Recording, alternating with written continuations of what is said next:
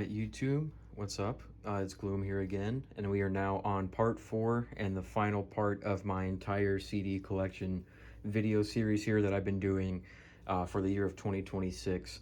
I've already posted the first two, which have been up for a little bit. Appreciate anyone who's watched that, gave it a like, anything like that. Part 3, I'm, as of recording this here, already working on getting that one out. It'll probably already be out, obviously, by the time you see this video, but like I said, I've been recording these in segments, so part 3 is not out yet as I've started this one, but it'll be coming out here.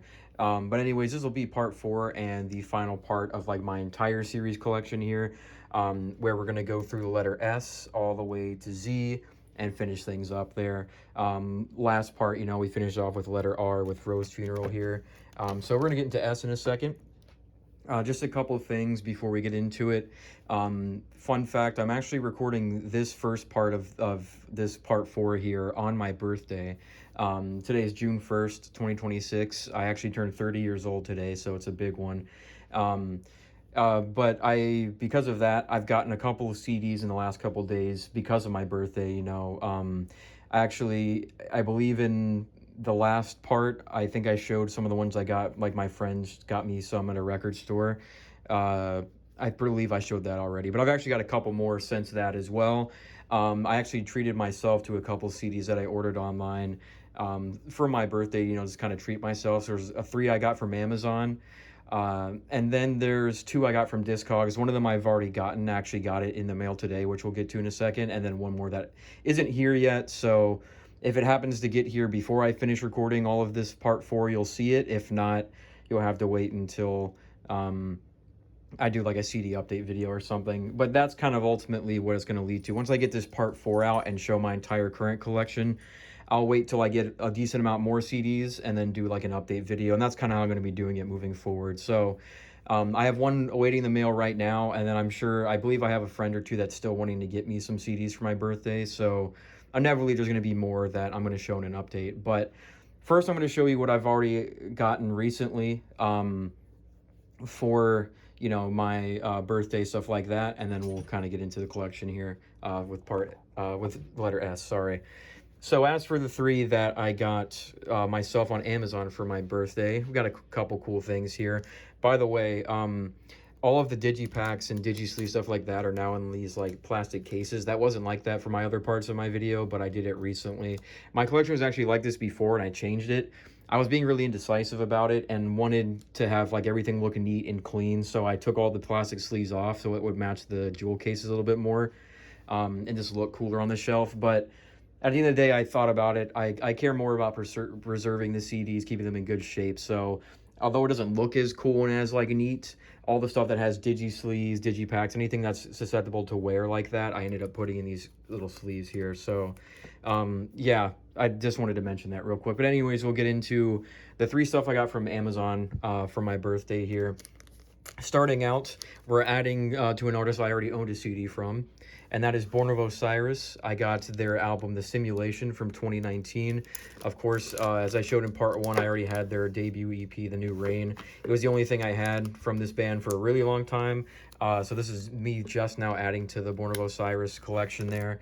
I had mentioned in part 1 that I was always, into the band, but not like super crazy about them. Then I saw them live back in, I believe it was 2022 when I still lived in Florida. It kind of changed my opinion on them a little bit. I saw them with Veil of Maya and they put on a really good set, so I got more into them. That was around the time that their album Angel or Alien came out, which I still want to get that. I'm definitely going to get that album at some point. But I also wanted to pick up The Simulation because there's a lot of good songs on here. This is when they started to go a little bit more in the metalcore direction, still like gent and have some deathcore elements, but they've added more like clean chorus and stuff like that. And I don't know, I think it works really well for them. Songs like Under the Gun really got me into this era of Born of Osiris. Same with like Silence the Echo.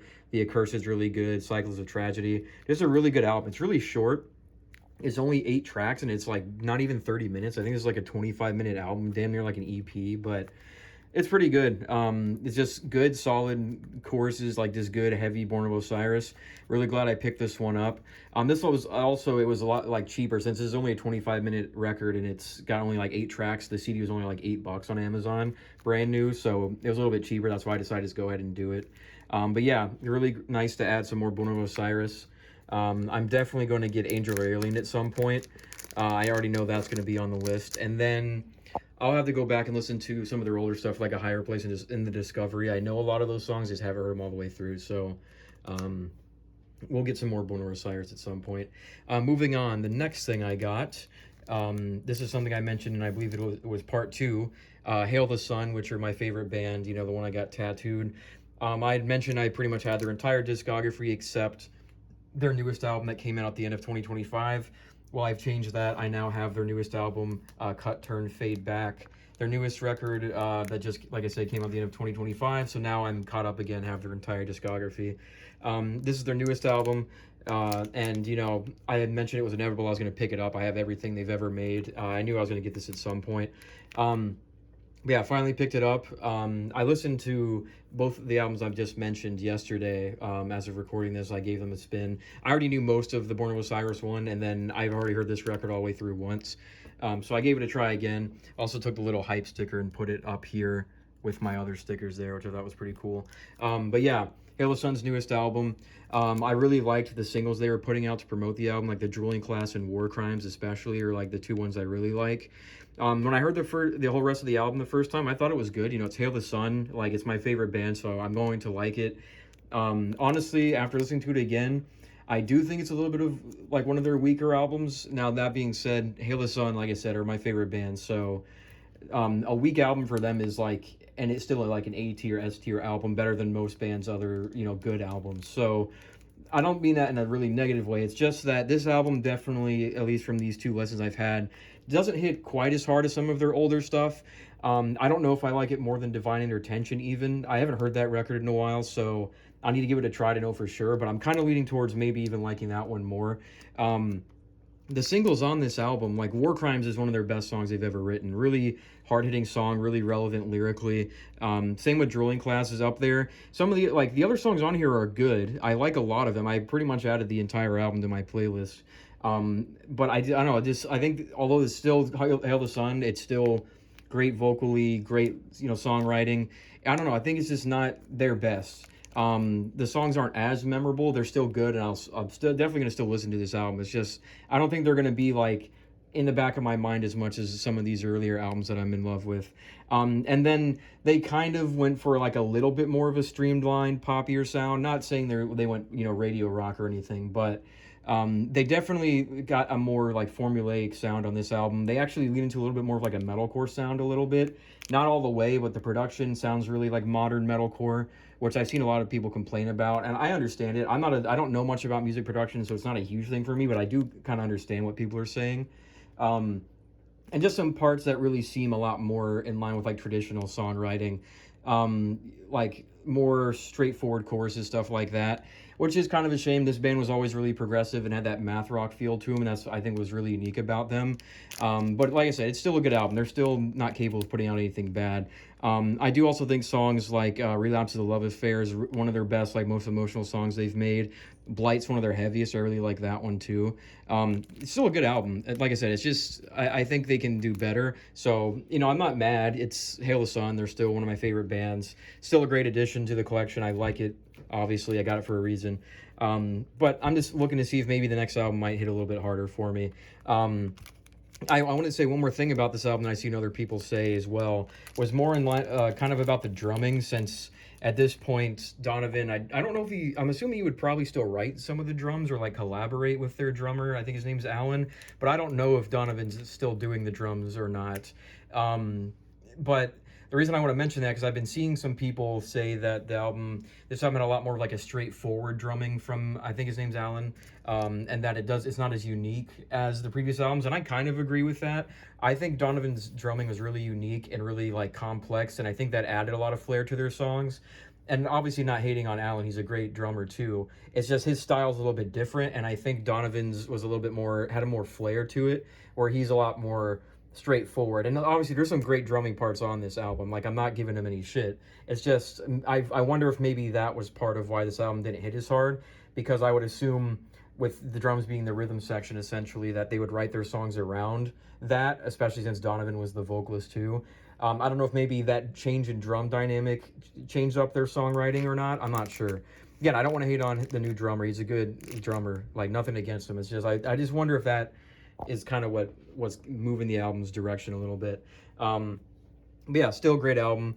You know, I'm not going to keep complaining about it because I do like it. It probably make it sound like I'm not a fan of it. I do love it. It's Hail the Sun, but I just think they've done better. So we'll move on here. The third and final album I got from my Amazon haul here. It's actually now alphabetically, technically the first thing in my collection. At least I put it that way. We have the album Sing Me a Lullaby, My Sweet Temptation by Suicide Boys.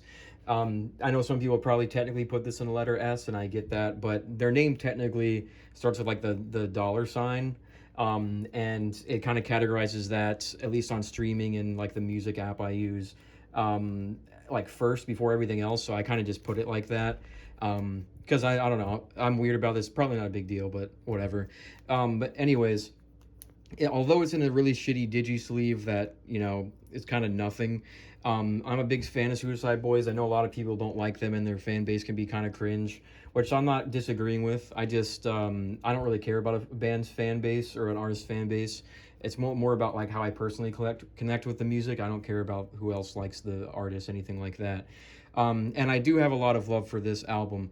I really wanted to get a Suicide Boys album on CD because, as I mentioned in some of my other parts, I like a lot of this more SoundCloud rap, internet rap, stuff like that, and I want to have it on CD, and this not a lot of artists do it. So when I found out Suicide Boys had some of their studio albums on CD, I really wanted to get some physically, and this is the album I just happened to like the most out of all the stuff they put on CD. So I ended up picking this one up. It's a lot of their newer albums, like the more studio album stuff they've made since they've gotten a lot bigger is the stuff pressed on CD. But this is probably my favorite. The song Matte Black is one of my favorite Suicide Boys songs, period. So it's really cool to have that. I really like 1,000 Blunts is really good. No Matter Which Direction I'm Going is a good one too. I need to listen to this whole album again. I've only heard it all the way through like once or twice, but the songs I already know from this album I really like, so I'm excited to give this a spin. I actually haven't spun this one yet since I got it. It's probably going to be, honestly, after I record this part, I probably will. But yeah, just really cool to have some Suicide Boys on CD. Although it's just a shitty digi sleeve that I had to keep in this little sleeve here, it's still having it on CD, which is cool. A lot of their, like, I'm more of a fan of older Suicide Boys. I know a lot of people will probably say that, but a lot of their older mixtape stuff, I wish that was on CD. I don't know if maybe we'll ever get that, because right now it seems like only their studio albums are on CD, but it would be cool to get some of that stuff on release, like on a CD release, you know, because if they just stick to the studio albums, I'm only going to probably get one or two more of their CDs, because their newer albums, like, I'm not huge about them. I don't like their newer stuff as much. It's not bad, and power to anyone who likes it. It's just, I prefer the older stuff, so I don't know how much more I'm going to get on CD from them, but nonetheless, it's cool to have anything from this band, or I don't want to keep saying band, this group on CD, and yeah, I can't wait to listen to it again, because it's really cool to have this. And Suicide Boys are just a very important group to my, like, friend group, because they, like, a lot of my friends love Suicide Boys and play them a lot while we're hanging out, going for drives, stuff like that, so it's music I've heard a lot, and I grew an attachment to it, so I always like Suicide Boys for that, too. But yeah, really cool to have this. It's now first in my collection here, so. And then the last thing I got in my collection, as of like starting this recording, I actually got it today, but it's in the letter T, which we're gonna get to in this part anyways. So I'm going to just show that when we get to it. I got it today. It's a very nostalgic album, one that most people are gonna know, one that I grew up with. So it is cool that I got it on my birthday. But we'll get to that when we get to letter T, because we're going to get to that letter in this part anyways. So I just want to show those three editions that we already covered the letters for. And then now we're going to actually get into the meat and potatoes of this, which will be starting with the letter S of my collection and going all the way to letter Z there. So let's go ahead and we'll get into it. All right, we're now going to be starting with the letter S, which honestly I think most of the CDs I have are maybe in the letter S. It might be run up with like K or something just because I have all the Korn stuff. But S, I have a lot of stuff, and there's also a lot of my favorite stuff, some of my most prized possessions and stuff like that too. So S is going to be a really cool one to start this video off. A lot of cool stuff in here. Especially with the first album, or I guess it's an EP rather, that we're going to show here. It's actually something I got this year. It is the phenomenal EP from Saosin, however you say it, I believe it's Saosin. Translating the name, their iconic EP, like I said. I'm really happy to have this. I've been in love with this EP for a really long time. I think it was around 2016. It was when I was going through my era where I was getting really into post-hardcore I started listening to this EP. The song 7 Years was like one of the songs that set that journey into that genre off for me. So I'd wanted this EP pretty much ever since, and I just never got it because it was out of print. It's a lot rarer. It was in my wish list on Discogs for a really long time, and I just figured one day I'd get it. But randomly, it was a funny story how I actually finally got this. I believe I was actually on like the Taco Bell app or something. I was gonna order something to eat, and I randomly got an ad like on the side that I guess was like linked from Instagram or something, which I guess is a little weird and dystopian to think that. But regardless, I got advertised that the label that presses this band's stuff was putting out like a reprint, like repress of this EP. And I saw that on Taco Bell's app and was like, oh shit. And I instantly closed it, went on Instagram, found the post, got directed to the website, and I got this like instantly. Like as soon as I saw this, I was like, okay, I have to drop everything. I have to buy this. I need this EP. I've wanted it for so long. Now's my chance. So I ended up pre-ordering it on the website. It actually sold out not too long after, so I'm really glad I scooped it up. And like I said, I hate advertising, but that actually kind of worked in my favor for once, and I managed to get this before it got sold out. So like I said, really nice to finally have this great EP on CD. The whole thing's a masterpiece, pretty much. Every track's good. It's really the only Saosin stuff I like. I haven't really heard the stuff with the other vocalists. I do like the one album that Anthony Green did with the band in like 2016, Along the Shadow or something like that. I'll probably get that at some point. But like I said, just really happy to finally have this on CD. One of my favorite EPs of all time. I'm glad I got advertised to it that time, so I could pick it up. So really great to have this. Like I said, something was on my want list for a really long time. It's gonna be kind of hard to put these back with one hand now that everything's a little bit more tightly squeezed in here. I might have to put my phone down for a second, or I could do it like this, I guess. There we go. Moving on, we got changing up genres here. We have the trap metal artist Scarlxrd. We have his album Doom. And then we have the album right after that, Infinity. Sorry, it's a little bit like of a tight squeeze here, so they don't come out right away. But yeah, Scarlxrd, one of my favorite trap metal artists, very influential for me. I used to be really, really into him and listen to him a lot. I don't listen to him as much anymore, or trap metal in general, but I know a lot of people don't like it. I've always liked it. I kind of think about it like it's this generation's new metal, and being a huge new metal guy, I was bound to like trap metal. It's kind of like taking, new metal is pretty much rap influenced metal. This is like metal influenced rap, so it's kind of like the inverse of it.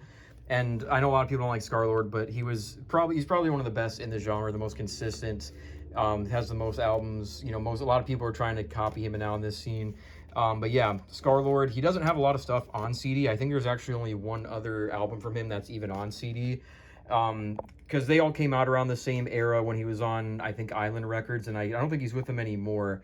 But I managed to get 2 of these of the 3 while he was still on that label, and I'm really glad I did, especially because Doom right here is probably like my favorite trap metal album of all time. It's really consistent. This pretty much like sums up the genre. It's a lot I know it's a little samey. Some people might get bored of the album because a lot of the songs sound the same, but I had a lot of memories of playing this whole album and like playing Call of Duty, stuff like that. I really like this album still. It's one of my favorite trap metal albums. Just Scarlxrd can scream really well, and I like the more metal influenced beats with like the guitar riffs in the back, especially songs like Boiling Point. Just a great album. Definitely one of my favorite trap metal albums, and really glad I have this on CD. And then the album after that, Infinity. This one kind of like, he continues to do the screaming and stuff he's used to vocally, but the beats are a little bit more experimental. Like, they're not straight up trap metal. There's a lot of like traditional trap and hip hop beats on here, but he's still screaming over it. Then you got some guitar driven songs like How They Judge. But this one's also probably my favorite after Doom. It's not as consistent, but there's still a lot of iconic stuff on here. And again, there's a lot of variety with the songs. Like, the beats aren't all trap metal. You have songs like Berserk, where he's like has some of his best rapping of any of his albums. Yeah, just another great album from him. The last one I don't have, I think it's called like Immortalization or something like that, which I actually only know a couple songs from. That was the one of these, trying to get this back in here. That was the one of Scarlxrd's albums that I didn't really pay attention to that much. But I'll maybe get it on CD at some point, since it's the only one I don't have. But yeah, it's really cool to have these two. So yeah, I just wish a lot more artists in this kind of realm would make physical media there. Anyways, moving on. We have the only album by the band Scar the Martyr. This is their self-titled. Of course, this is the band that Joey Jordison from Slipknot would end up joining after he left Slipknot. And of course, R.I.P. Joey, one of the greatest drummers of all time. I got this for free, actually. Cool story with this one was my mom was friends with a guy who I think did like band photography, I believe. And he actually was doing a shoot for Scar the Martyr. I don't know if he met Joey or not, but I know he met some of the other band members. My mom hung out with them one day, and she, you know, told them how much I love Slipknot and stuff like that. So they actually gave me this CD to give to me. So I kind of got it like as a gift indirectly from the band, which is pretty cool. Also, you see there's like that little hole punch in the barcode, which I believe means it was like a promo release or like a pre-release, something like that. So yeah, it's cool to get this on CD from them directly. This album's decent. It's not something I go back to a lot. It's a lot more like industrial alternative metal. And it's decent. There's some good tracks on here, like Blood Host I really like. What's the other one? Pray for Prey is pretty good. Effigy Unborn. There's some songs on here I do actually like that I go back to sometimes, but the whole album of this thing, it's okay. Doesn't really do a lot for me, although I can acknowledge it is good. It's just not really my thing. It's the only album they ever put out. They ended up breaking up not too long after this. And then, of course, Joey passed away, unfortunately. But it's still cool to have, mostly because of the connection to Joey. And that I got it from the band, technically. So, yeah, really cool to have that. Can I get this back in here? It's just, like I said, really tight squeeze with this like shelf right here specifically. So I'm trying to get everything back in there. There we go. All right, moving on. We're going to get actually something I'm really also pretty glad to have on CD. We have the Gravehouse mixtape by Sematary and Ghost Mountain. This is their debut mixtape. Really cool to have this on CD. I'm a pretty big fan of Sematary and Ghost Mountain, you know, the Haunted Mound group. I mentioned in part 1 with Acid Soldier that I'm really into the more like, you know, niche, out there, kind of weird, experimental, like SoundCloud rap, plug music, tread music, stuff like that. Cemetery and Ghost Mountain are no exception. I'm a really big fan of them. This is their first mixtape that came out as a duo back in 2019. Of course, they had the other one, 100 Acre Wrist, after. This is the 2025 repress they did not too long ago that sold out, honestly, really quickly, so I'm glad I even got this. Unfortunately, I didn't get the other one. I wish I did at the time because I want to have both. Only have the one, but I'm glad to have it. This is the one that's very iconic to me anyways. You know, you have Fury Road, Nevada, New Rocks, just some great songs I listen to over and over. The whole mixtape, it is a little samey, but I'm going to cut them some slack. It was their first mixtape they ever did, and they're still pretty damn good for what it is. Although it is a little bit samey, I think there's some really standout moments. Ghost Mountain especially. I know it's probably not a hot take, but I like Ghost Mountain a little bit more than Cemetery. Obviously, Cemetery is also great producer. But Ghost Mountain's voice, I have a preference for, and I think he works really well on these like original mixtapes. Of course, Cemetery does too, but Ghost Mountain is definitely my favorite. But some of this, like some standout songs like the ones I mentioned. So it's really cool to have this. I know the cover is kind of dumb, a little silly, like they kind of look like they're the kids in high school, which I think they were, so I'm not going to give it too much shit. But yeah, this is a really cool mixtape. Really glad to have this on CD. I know a lot of Cemetary's stuff is hard to get on CD, but there's stuff I still want. I'll probably get 100 Acre Wrist at some point if I ever can. I want Ghost Mountain's album 2, October Country. I'm really mad I didn't get it when I did because I saw it on their website and I almost got it a few times. I just didn't. Now I wish I did because it's a good album, but yeah, love Cemetery, love Ghost Mountain. Really cool to have this on CD there. Get that back in. I'm going to kind of struggle with every single one of these, honestly, at least on this shelf here. Now we're going to move on to a band that I have pretty much their entire discography. Like, I have a lot of their stuff. One of the bands I have the most stuff from, actually.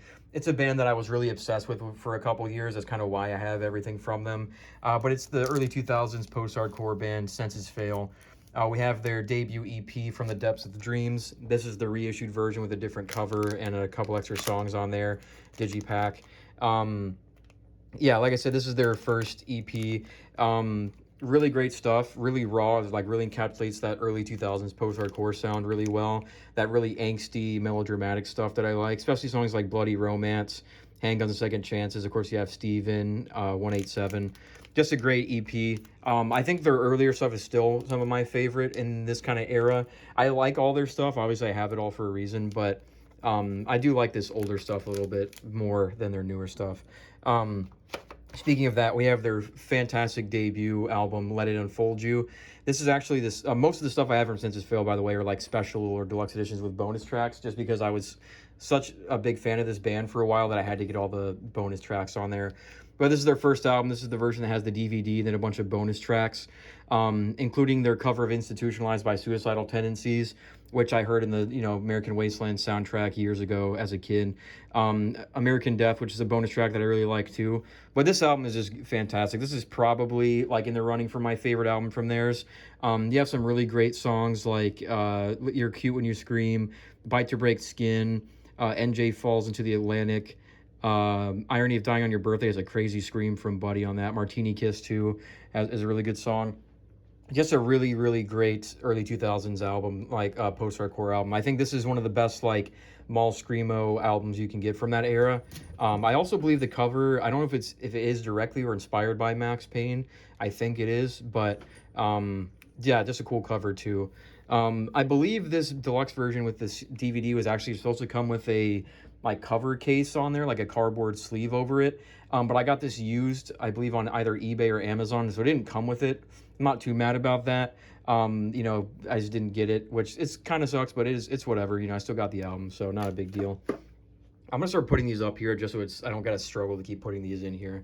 Moving on to their second album, and another one that's really iconic. A lot of people say is their best. We have their sophomore album, Still Searching. This is also deluxe edition, so it's the red cover with, honestly, a lot of bonus tracks on here. They have, like 6? Something like that. 1, 2, 3, 4, 5. Yeah, 6. The crazy value for an album, you got the whole album, which is already 13 tracks, and then the bonus tracks, it makes it up to 16, to 19. Another great album. I think I prefer Let It Unfold You a little bit, but there's still some fantastic stuff on here. Sick or Sane 50 for a 20 is a great one. The title track's one of my favorites. Of course, you have the iconic Calling All Cars, and then Can't Be Saved, which is a bonus track on Guitar Hero 3, which I heard when I was a kid. But like I said, there's just some great songs on here. Even the bonus tracks, they have the cover of Salvation by the Cranberries, I believe. Just a great album. It's pretty much neck and neck with their debut. I like the debut a little bit more, but I can see why people prefer this one or say it's their best. It's just a great album. Of course, I had to have the deluxe edition of it. Moving on to what's probably in the running for my favorite, if it's not Let It Unfold You. That is their third album, Life Is Not a Waiting Room. This is the UK bonus version that has a couple songs on it that aren't on the original version. Weirdly enough, the title track is a bonus song only on this version, and then they have the song DB Cooper, which is obviously after that famous case. Those two songs are European bonus tracks here. But yeah, probably tied with Let It Unfold You for my favorite. Alley for Cody was one of the first songs I heard for them when I was actually trying to get into the band. I knew Institutionalized from the American Wasteland soundtrack for years, but obviously it wasn't an original song. And then Can't Be Saved, I heard on Guitar Hero growing up. I just didn't know it was this band at the time. It took me a while to connect it. But Ally for Cody, however you say it, is the first one I actually, actively was trying to get into them. Got me into this band.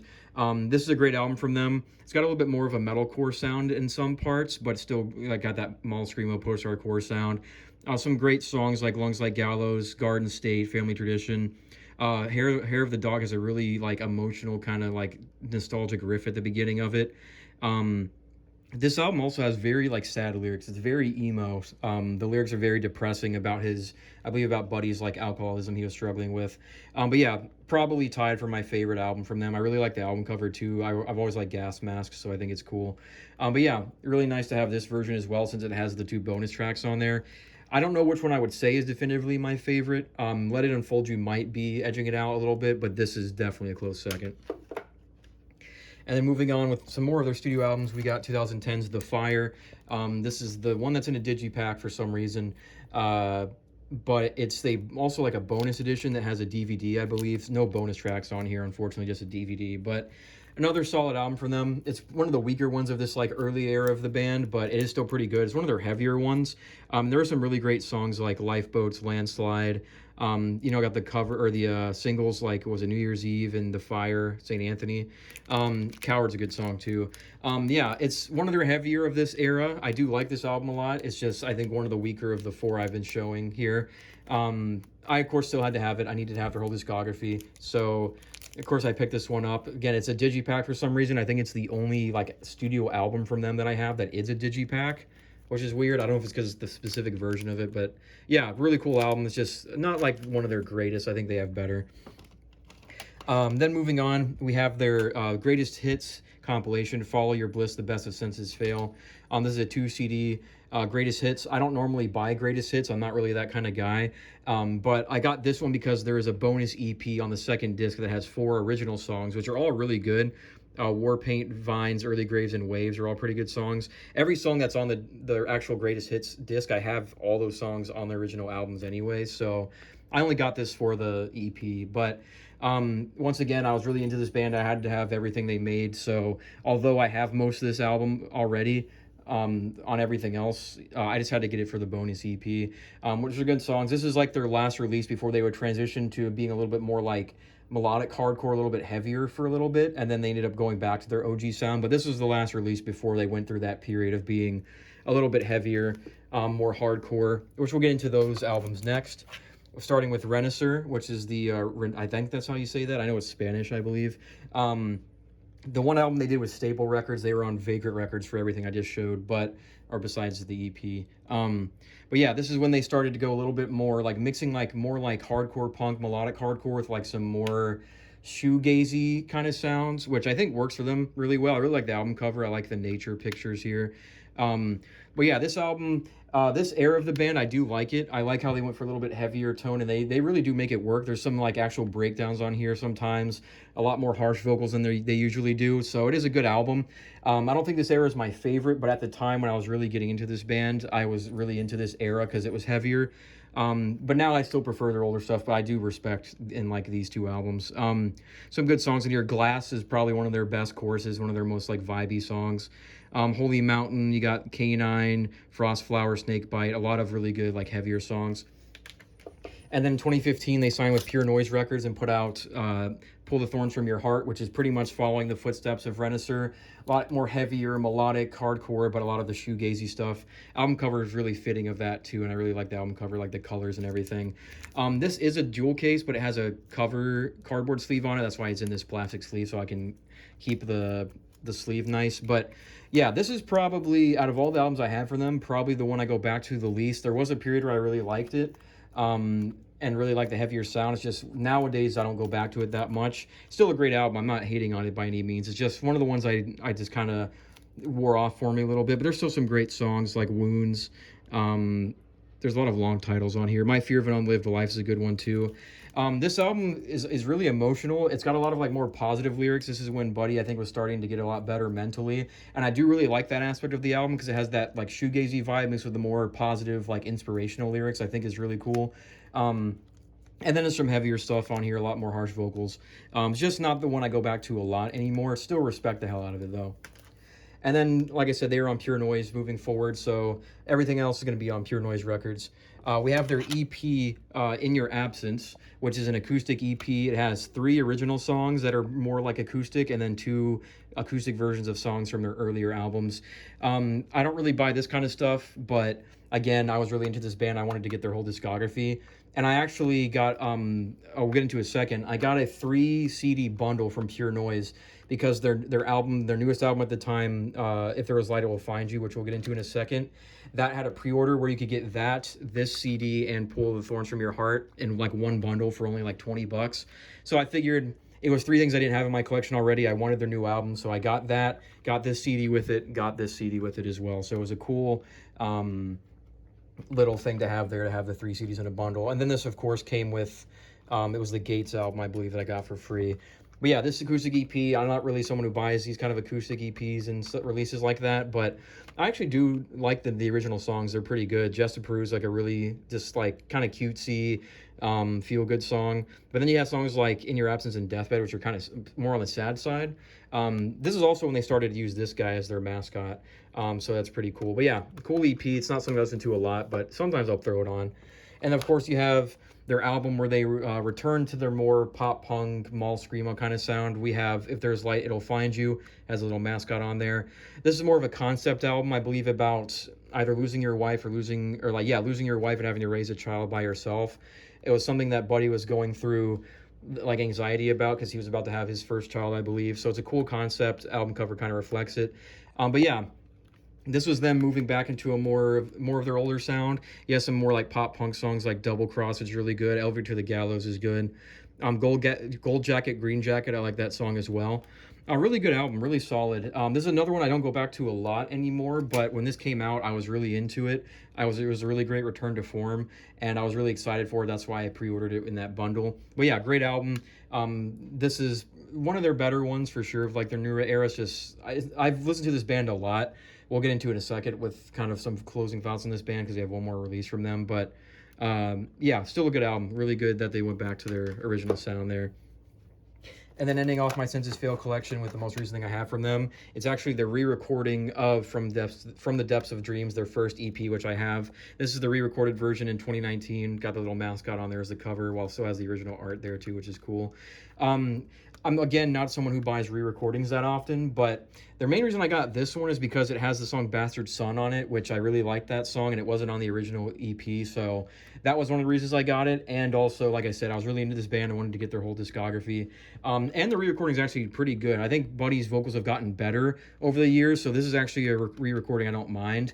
I think I still prefer the original just because of how raw and of the time it was, but sometimes I'll throw this one on because it's still pretty good, and you have the addition of Bastard Son on there, which is really cool.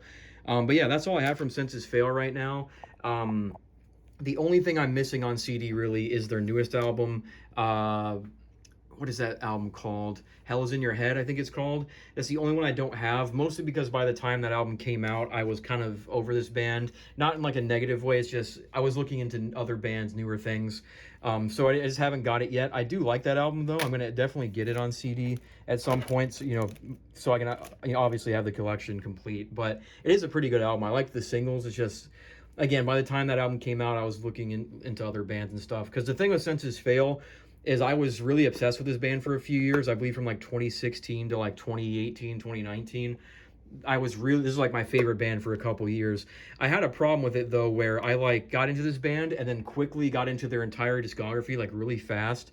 I went through and listened to all of it, which I regret doing because I listened to everything so quickly I didn't have much left to go through, and I think I kind of burned myself out on them because there was a period with those 3 years where I was listening to this band nonstop, like all these albums, all the way through. So a lot of my qualms with the band is not anything about the band personally. It's just me overexposing myself and listening to it a little too much, where it kind of lost its charm for me. But now, I haven't listened to them in a while, so sometimes I'll go through, back and throw on the older stuff that I really like, even some of the newer stuff sometimes. I'll always like this band. I'll always have appreciation for them. It's just that period where I was really, really into them past, and I'm just listening to other stuff. I still want to see them live. I still like the band. They're very influential to my taste. I still want to get the new album just to have it, because it is pretty good. I like the singles on there, so I'll get the new album at some point. They haven't put out anything else yet, but once I get that, I'll have everything caught up. But yeah, Senses Fail, iconic band in this scene. I still do really like them, really respect them. Kind of underrated, honestly. And everyone knows them. I'm trying to get this back in here, but it probably won't work with one hand.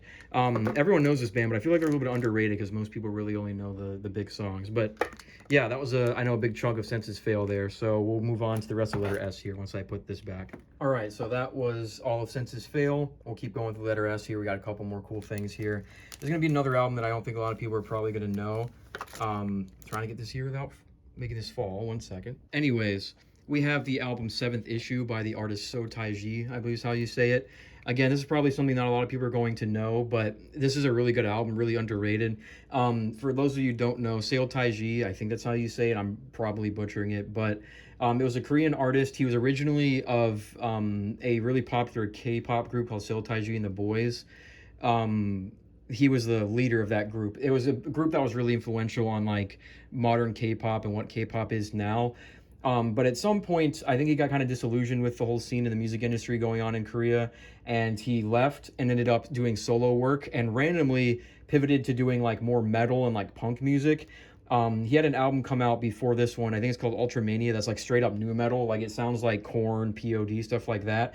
I still want to get that on CD at some point because I like that album. But the one he did after it, this one, 7th Issue, for this one, he kind of went for more of a like post-hardcore, pop-punk, kind of mall emo sound.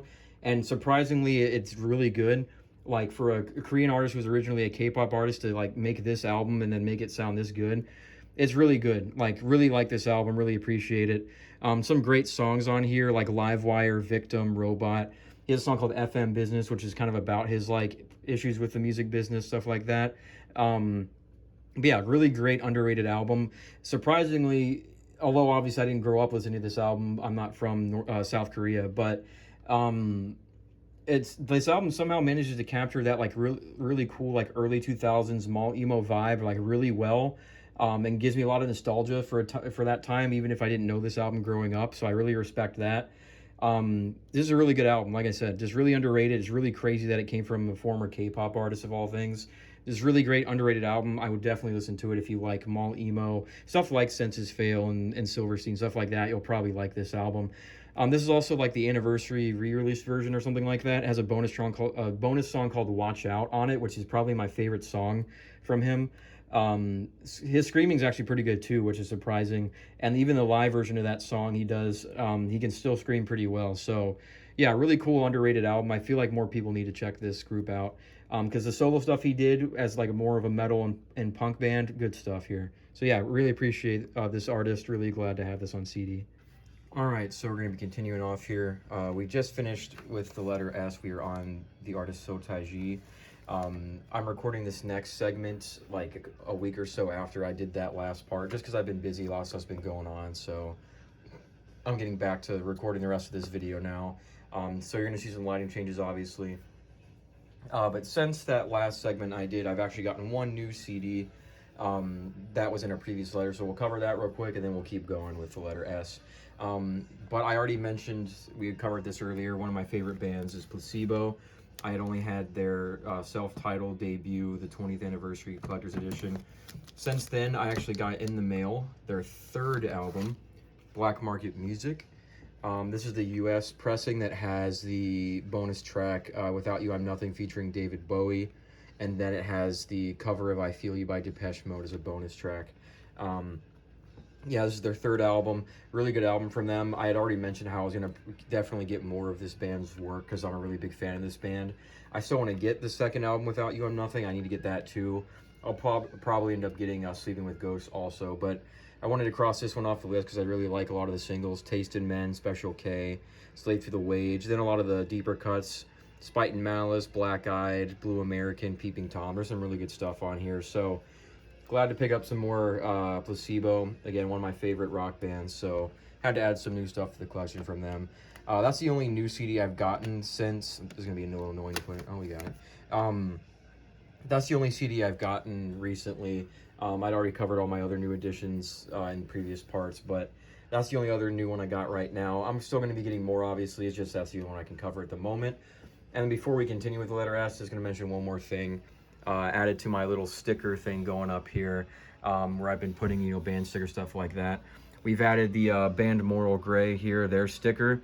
That is actually one of my good friend Darby's, his band up here in Wisconsin. They're a local band from Milwaukee.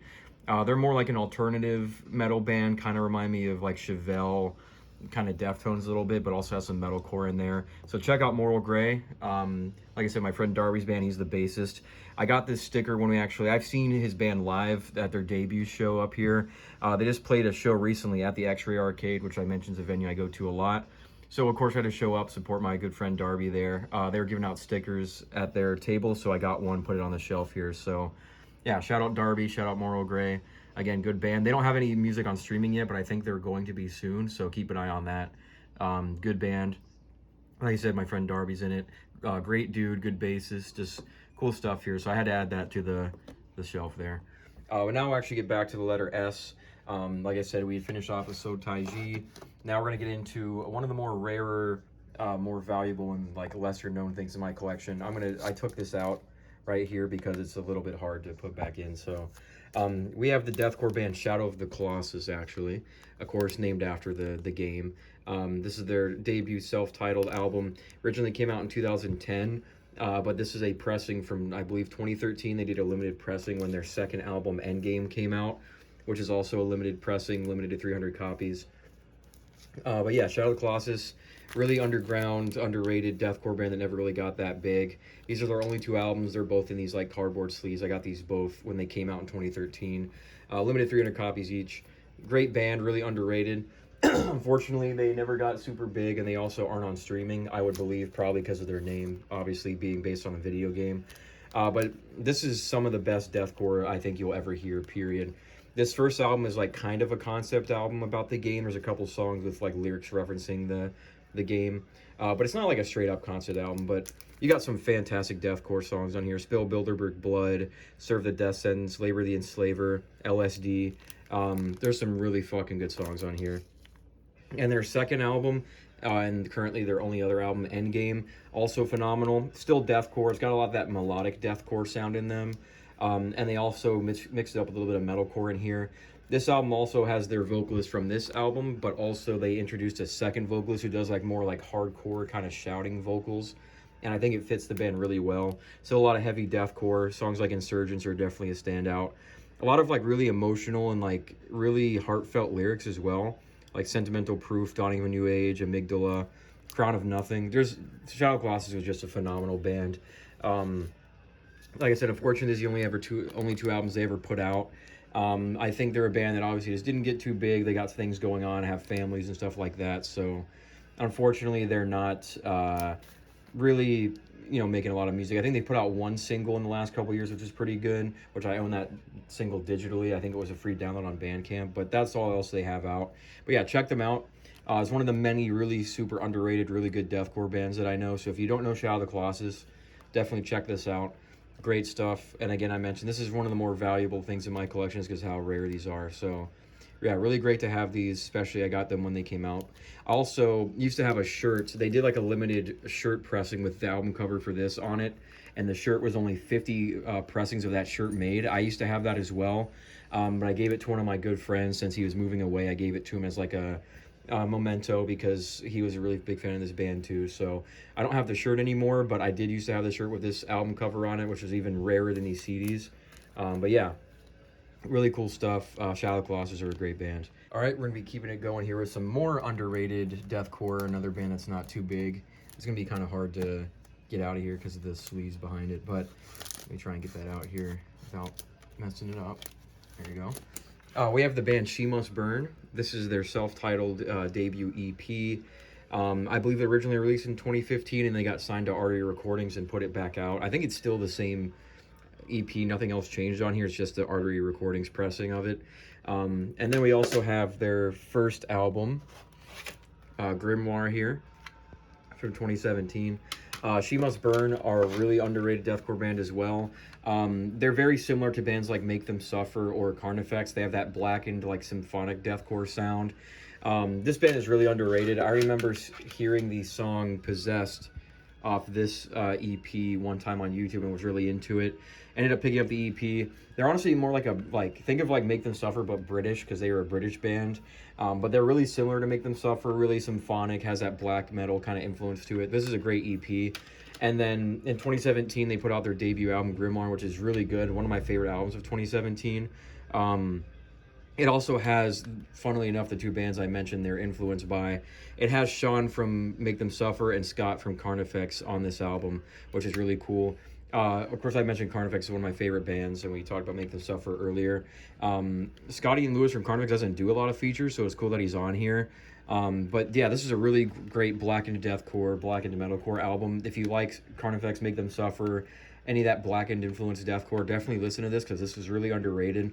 The two songs I mentioned that have the guest vocals, The Wicked and Gloom, are great songs. After Death is a really good closer track. This is just a fantastic album. I wish this band got bigger because they're really underrated. Unfortunately, the vocalist who was on these two releases left after this album, and they have a new vocalist. A lot of the same other members, just the vocals changed. The new stuff sounds all right. It's just I really liked this vocalist, and I was mad that he left, so I don't really keep up with a lot of their newer stuff, but they are still a good band, so definitely check them out. But I liked this vocalist a lot. I wish he was still in the band, but yeah, really good stuff here. She Must Burn, another underrated deathcore band. Good stuff for sure. All right, keeping it going with the letter S. We're gonna be switching up here. There's a lot of good stuff in the letter S, by the way. We're gonna go through a lot of stuff I really like. Next up here, I'm gonna try and get this out. We have Silverstein's debut album, When Broken Is Easily Fixed. This is the 2004 reissue that has like 2 bonus tracks there. I think it originally came out in 2003. Just added 2 bonus songs on the reissue. But yeah, Silverstein, great 2000s mall screamo post-hardcore band. Really love this album. Love the album cover too. This is what got me into this band. Obviously, I knew some of the singles from their second album, Discovering the Waterfront, which I still want that album too. That album is fire. I'll definitely be getting that at some point. But I got into songs like Smash Into Pieces, Red Light Pledge. The song Giving Up, I really love the intro riff of that song. Actually, I don't know if I've mentioned throughout this series, but I make music myself. I just make like beats on FL Studio and stuff. Only been making beats for about a year, so I'm still getting better. But I actually really like the riff from the song Giving Up. So I made a beat sampling that same riff that I also called Giving Up. So if you ever want to check that out, I might put it in the description or on screen or something. But yeah, I really like that riff. Very emo, like mall screamo sounding riff, so I had to sample it. But this is a great album. Like I said, I only know their first 2 albums and like a couple of songs from other albums, but Silverstein's a really good band. I really want to get more into them because this album was fantastic. Like some of that peak 2000s mall emo sound. And then, like I said, Discovering the Waterfront, also want to get that as well. Because this is a great band. Just need to get some more stuff from them for sure. And next, we got another band I'm really into. We have Silversun Pickups. This is their first album, Carnivas, I believe is how you say it. Really good post-punk revival, like shoegazy indie rock band. I actually found this band because of the song Lazy Eye, which is their biggest song. Actually found that song in the original Forza Horizon. I honestly I wasn't really a big fan of Forza Horizon back then, but I randomly downloaded it and played it on my Xbox one day because it was like one of those free games you could download for free for a limited time. So I ended up liking that game, and although the soundtrack on the first Forza Horizon wasn't like my thing really, the song Lazy Eye was on there, and I heard that song and really fucked with it. So I actually got into this band through Forza Horizon. Then I ended up finding out that another song from this album, Well Thought Out Twinkles, was actually on or no, not that song, or maybe I could be misremembering. There was a song in this album that was also on Guitar Hero, I believe, which I didn't even realize because I knew that song as well. But yeah, Silversun Pickups, I really got into this band over the last couple of years. Lazy Eye is a fucking fantastic song. Well Thought Out Twinkles is great. Little Lover So Polite. The final track, Common Reactor, is a really good shoegaze song. So if you're really into like bands like My Bloody Valentine, this is like a more modern take on it for sure. Their vocalist also gets compared a lot to Billy Corgan from Smashing Pumpkins. They get compared to Smashing Pumpkins a lot. There's definitely some similarities. They have that like higher registered, kind of higher pitched voice, but I don't think they're super similar. I think Billy Corgan's a little bit more nasally. The vocalist of this band's voice is a little on the feminine side, but I really like this band. Silversun Pickups are fucking amazing. Like one of the most underrated rock bands I've heard in the last couple of years. Got really into them through Lazy Eye. My roommate Marcus got into them as well through that song. And then me and him ended up seeing them live at the Rave, I believe, in 2024, or it might have been 2025. And they fucking killed it. Like, Silversun Pickups are one of the best bands I've seen live. Just really good rock show. Of course, they played Lazy Eye, a lot of their other hits. It was a really good show. I really love this band. I definitely need to get more from them because I listened to some of their other albums. I haven't heard their new album yet that just came out recently, but their first like 2 or so albums and their debut EP are really good, so I'm gonna get more from them for sure. Really good band, really underrated band. If you like post-punk revival bands, if you like shoegaze, stuff like that, check this band out if you don't know them already. This is some great stuff.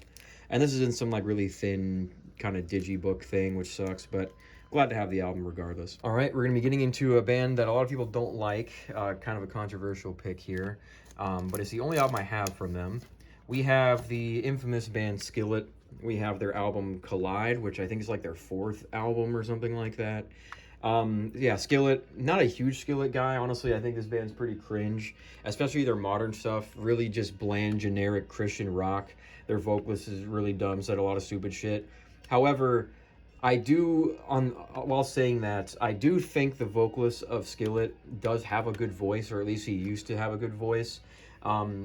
This album here in particular, when I was young, back in like maybe like 2007, when I was using YouTube a lot and watching a lot of AMVs, the song Open Wounds, which is a bonus track on this reissue version of the album, was on a Naruto AMV. I think it was the first Naruto movie, the Land of Snow movie. There was an AMV with the song Open Wounds on it, and I liked that song back then. And that was the only song I really knew from Skillet for a long time, besides like the hits. But I actually really liked that song. This was back when Skillet actually had a little bit of an edge to them. They were a little bit more aggressive, like not really nu metal, but kind of bordering on nu metal. This is a lot more similar to like Chevelle. It's got some heaviness on here. Like there's some heavier riffs. There's a little bit of screaming on here. So this era of Skillet, I actually think is not bad. If they would have continued this kind of sound, I think Skillet would be a band I respect a lot more nowadays. But like I said, unfortunately, they didn't continue this wave. But this album, Collide, is genuinely a good album. I'm not a big fan of this band, but I will defend this album. Songs like Forsaken, like I said, Open Wounds, My Obsession, Imperfection, Under My Skin, Cycle Down. Some really good choruses, some good riffs, some heaviness, some screaming on here. This is a good album. Like what can I say? Like I said, I'm not a big Skillet guy, but this is a good album. I think this one and the one after Comatose are honestly not bad either. I'd probably get Comatose at some point. But those are really the only two Skillet albums I have any interest in. But yeah, this is not bad. If you're not a big fan of Skillet, I get it. I would still try and check out this album if you're into stuff like Chevelle, Breaking Benjamin, stuff like that. This album is honestly pretty underrated. So, yeah, not a big Skillet guy, but this is a good album. You know, what can I say? Good stuff here. All right, switching up completely from Skillet, we're going for some Christian rock to some death metal, some classic death metal here. We have the band Skinless, and this is their album Trample the Weak, Hurdle the Dead. Still got the hype sticker on there. Yeah, really good, brutal death metal band. It's the only Skinless album I really know that well. I've been listening to some of their other stuff recently with their other vocalists. This is the one album they did with a different vocalist, I believe, but yeah, really good album. Honestly, this is one of those albums I got into because of the album cover. I can't remember where I saw it, but one day I saw this album cover and thought it was really fucking badass. I love gas masks. I think they're sick, and it's kind of like like Soldier. I think he's like trying to bayonet charge someone or something like that. I can't really tell, but this album cover was so sick that I ended up listening to the album and realizing it was fire.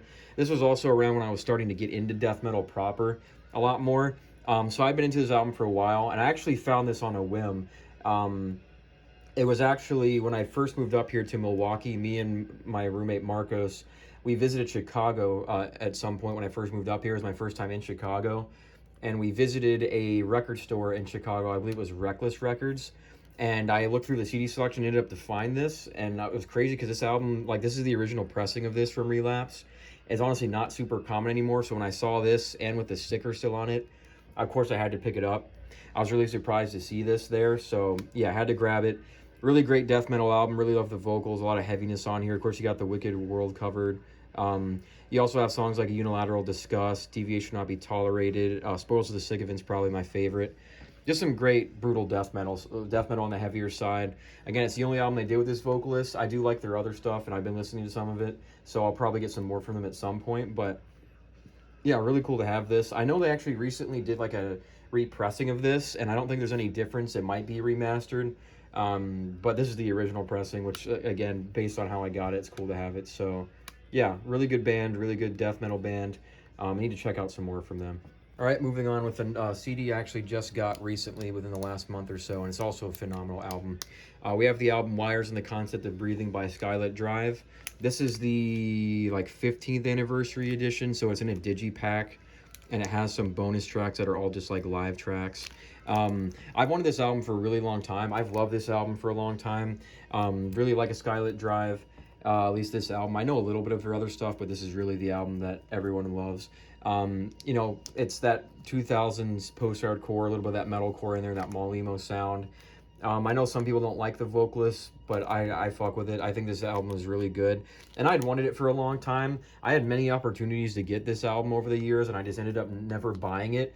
And then over time, that album actually started to get rarer for some reason. So I started kind of to beat myself up over never picking it up. So I ended up wanting to get it. Found out it was getting less common, but then I found out on Skylit Drive's website they have this reissued version. Again, it's in a digipack, which kind of sucks, but it's an anniversary version. It has all these bonus tracks on it. So I had to finally pick this up because I've liked this album for years. It was about time I added this to the collection. Of course, some fantastic songs. You know, the title track. You got I'm Not a Thief, I'm a Treasure Hunter, Knights of the Round, All It Takes for Your Dreams to Come True. This Isn't the End. Just fantastic album. I need to listen to some more from this band. I only know this album, really. I know also there's a lot of drama with this band, with the the vocalists and all the other members leaving. Now the band is just the vocalist and a bunch of new people. But yeah, this album is incredible. I've actually seen a Skylit Drive live as well. It was random too. So I mentioned earlier the sticker here for my friend Darby's band. They actually, his debut show, they played a birthday bash for somebody that I believe worked at the venue, or was a in a member of the community of that venue we went to. It's called the Miramar Theater in Milwaukee. The opening, or sorry, not the opener, the headliner for that show was actually a Skylit Drive, which was crazy that Darby's first show was opening for them. I think it was like a last minute thing where Skylit Drive signed up for it last minute, and I remember when I was really excited to see them after I saw Darby's band. Skylit Drive, I think, were having some tech issues or something, and took a really long time for them to set up, literally 45 minutes for them to get ready, and everyone was starting to kind of get mad and leave. We were thinking about leaving. They finally ended up playing. Unfortunately, the vocalist's mic was really quiet, so I think they just decided to play with the technical issues anyways, and the vocals were really quiet. It was kind of hard to hear. I could hear them kind of, so it wasn't too awful, but it was definitely not very loud. So it kind of sucks. I saw Skylit Drive live, which is cool, but with an asterisk next to it. But still, it's cool that I got to see them, and of course, like I said, this album is fantastic. So really good to have this. I really like this album. I need to hear some of their other stuff, but this album in particular is just incredible. All right, going to be continuing with a band that's extremely influential in my childhood and my music taste, similar to Linkin Park that I discussed in another part. We got the band Slipknot. We have, first off, their self-titled debut. This is the 10th anniversary edition. We have the 10th anniversary edition of Iowa. We have the special edition of Volume 3 of the Subliminal Verses. And then we have the special edition of Point 5, the Great Chapter. Yeah, Slipknot was very, very influential in my childhood. They were my, all-time favorite band for a very long time throughout my, late childhood, early teen years. I was absolutely obsessed with Slipknot. They were kind of after Linkin Park being the band that got me into music, this was the band that really, really drew me into metal and just heavier music in general. I was obsessed with Slipknot for a really long time, particularly their first 4 albums. I knew all 4 of those albums like the back of my hand. I listened to them a lot. Knew every single lyric. I watched all their concert videos, bought their masks. Slipknot was my life pretty much from I'd say the age of 12 to 15, maybe 16. They were just what I was obsessed with. Of course, you got, the self-titled and Iowa are pretty much neck and neck. Those were the 2 albums I listened to probably the most by them. Iowa especially, I think most people consider Iowa their best album. It was one of my favorite albums, period, for a really long time. Honestly, I kind of overplayed it. Slipknot is kind of a tricky one for me, because despite them being, one of the bands I loved the most over the span of my life in my early teen years, I don't listen to them that much anymore. I honestly kind of overplayed them. I listened to these albums, especially the first 4, so much as a kid and a teenager that I think the novelty wore off and kind of ruined it for me permanently. Not to say Slipknot's not, iconic or one of the greatest metal bands of all time. They're still iconic. They still hold a special place for me because of how much they influenced my life. But it's just, as an adult, I've heard that Slipknot so much, it's just hard to go back to. But you got their first album. Honestly, probably nowadays as an adult, it's probably my favorite. If I were to be in the mood to listen to Slipknot, I would probably go back and listen to this one. The main bigger tracks on here, Wait and Bleed and Spit It Out and stuff, I've heard so many times that it's hard to go back to those. But some of the deeper cuts on this album are still really good, No Life, Deluded, Only One, Me Inside. Then you got the demos Interloper and Despise are really good. But yeah, I do really like Self-Titled. It's probably their most like actual nu metal album. That might be why I still like it a lot. Iowa, of course, is a lot. It's heavier. It's still nu metal, but it's like borderline death metal almost. Definitely their heaviest album and their most darkest album. It was my favorite for a really long time. I've listened to this album so much. I've overplayed this album so many times that it's hard to go back to. Of course, you still got, you know, their iconic songs, you know, People Equal Shit, Disaster Piece, My Plague, Heretic Anthem, Left Behind. Some, you know, great songs on here. This is the 10th anniversary edition, so it has a second CD that has the Disaster Pieces CD. I had the DVD of that performance for a really long time. It was probably like my favorite concert ever that I used to watch on the DVD with my brother. This has just got the CD, like audio version of it, but the actual DVD Disaster Pieces I would watch nonstop. Me and my brother would watch that one, and then I think it was Download Festival 2009 were the two that we had on DVD that we watched a lot. And of course you have Subliminal Verses. This is the deluxe version, so it has this different album cover. I always thought this cover was cooler than the original cover of this album. And this album is good, you know, songs like Blister Exists. Of course, you got the highlights like Duality and Vermilion Before I Forget. Some of the deeper cuts on here, like Welcome, are pretty underrated as well. And then the bonus tracks like Don't Get Close and Scream. And then, unfortunately, I don't have All Up Is Gone anymore. For the longest time, like the first 4 Slipknot albums, I've bought these on CD maybe 3 or 4 separate times. These are just the ones I have currently. I've had the standard editions of all of these albums. I just ended up over the years rebuying the deluxe editions, of course. All Hope Is Gone, it kind of bothers me I don't have that one anymore, because honestly, I do really like All Hope Is Gone. Like, nowadays, if I were to listen to Slipknot, I probably want to listen to Self-Titled or All Hope Is Gone, or the ones I go back to. Unfortunately, I don't have All Hope Is Gone anymore. I had the deluxe version of that album for a really long time. I ended up giving it to my friend, because I just stopped listening to Slipknot, really. But over the last couple of years, I've kind of wanted to get All Hope Is Gone back. Funny story, not that long ago, maybe about a couple months ago, I specifically want the deluxe version I used to have, that had the bonus tracks Till We Die and Child of a Burning Time on it. Also has the DVD it came with. That's the version I had growing up. I'd like to get that version again because it has the bonus tracks on there. Unfortunately, Slipknot did a 10th anniversary edition of All Hope Is Gone, and for some reason it doesn't have the bonus tracks on it, which is really stupid.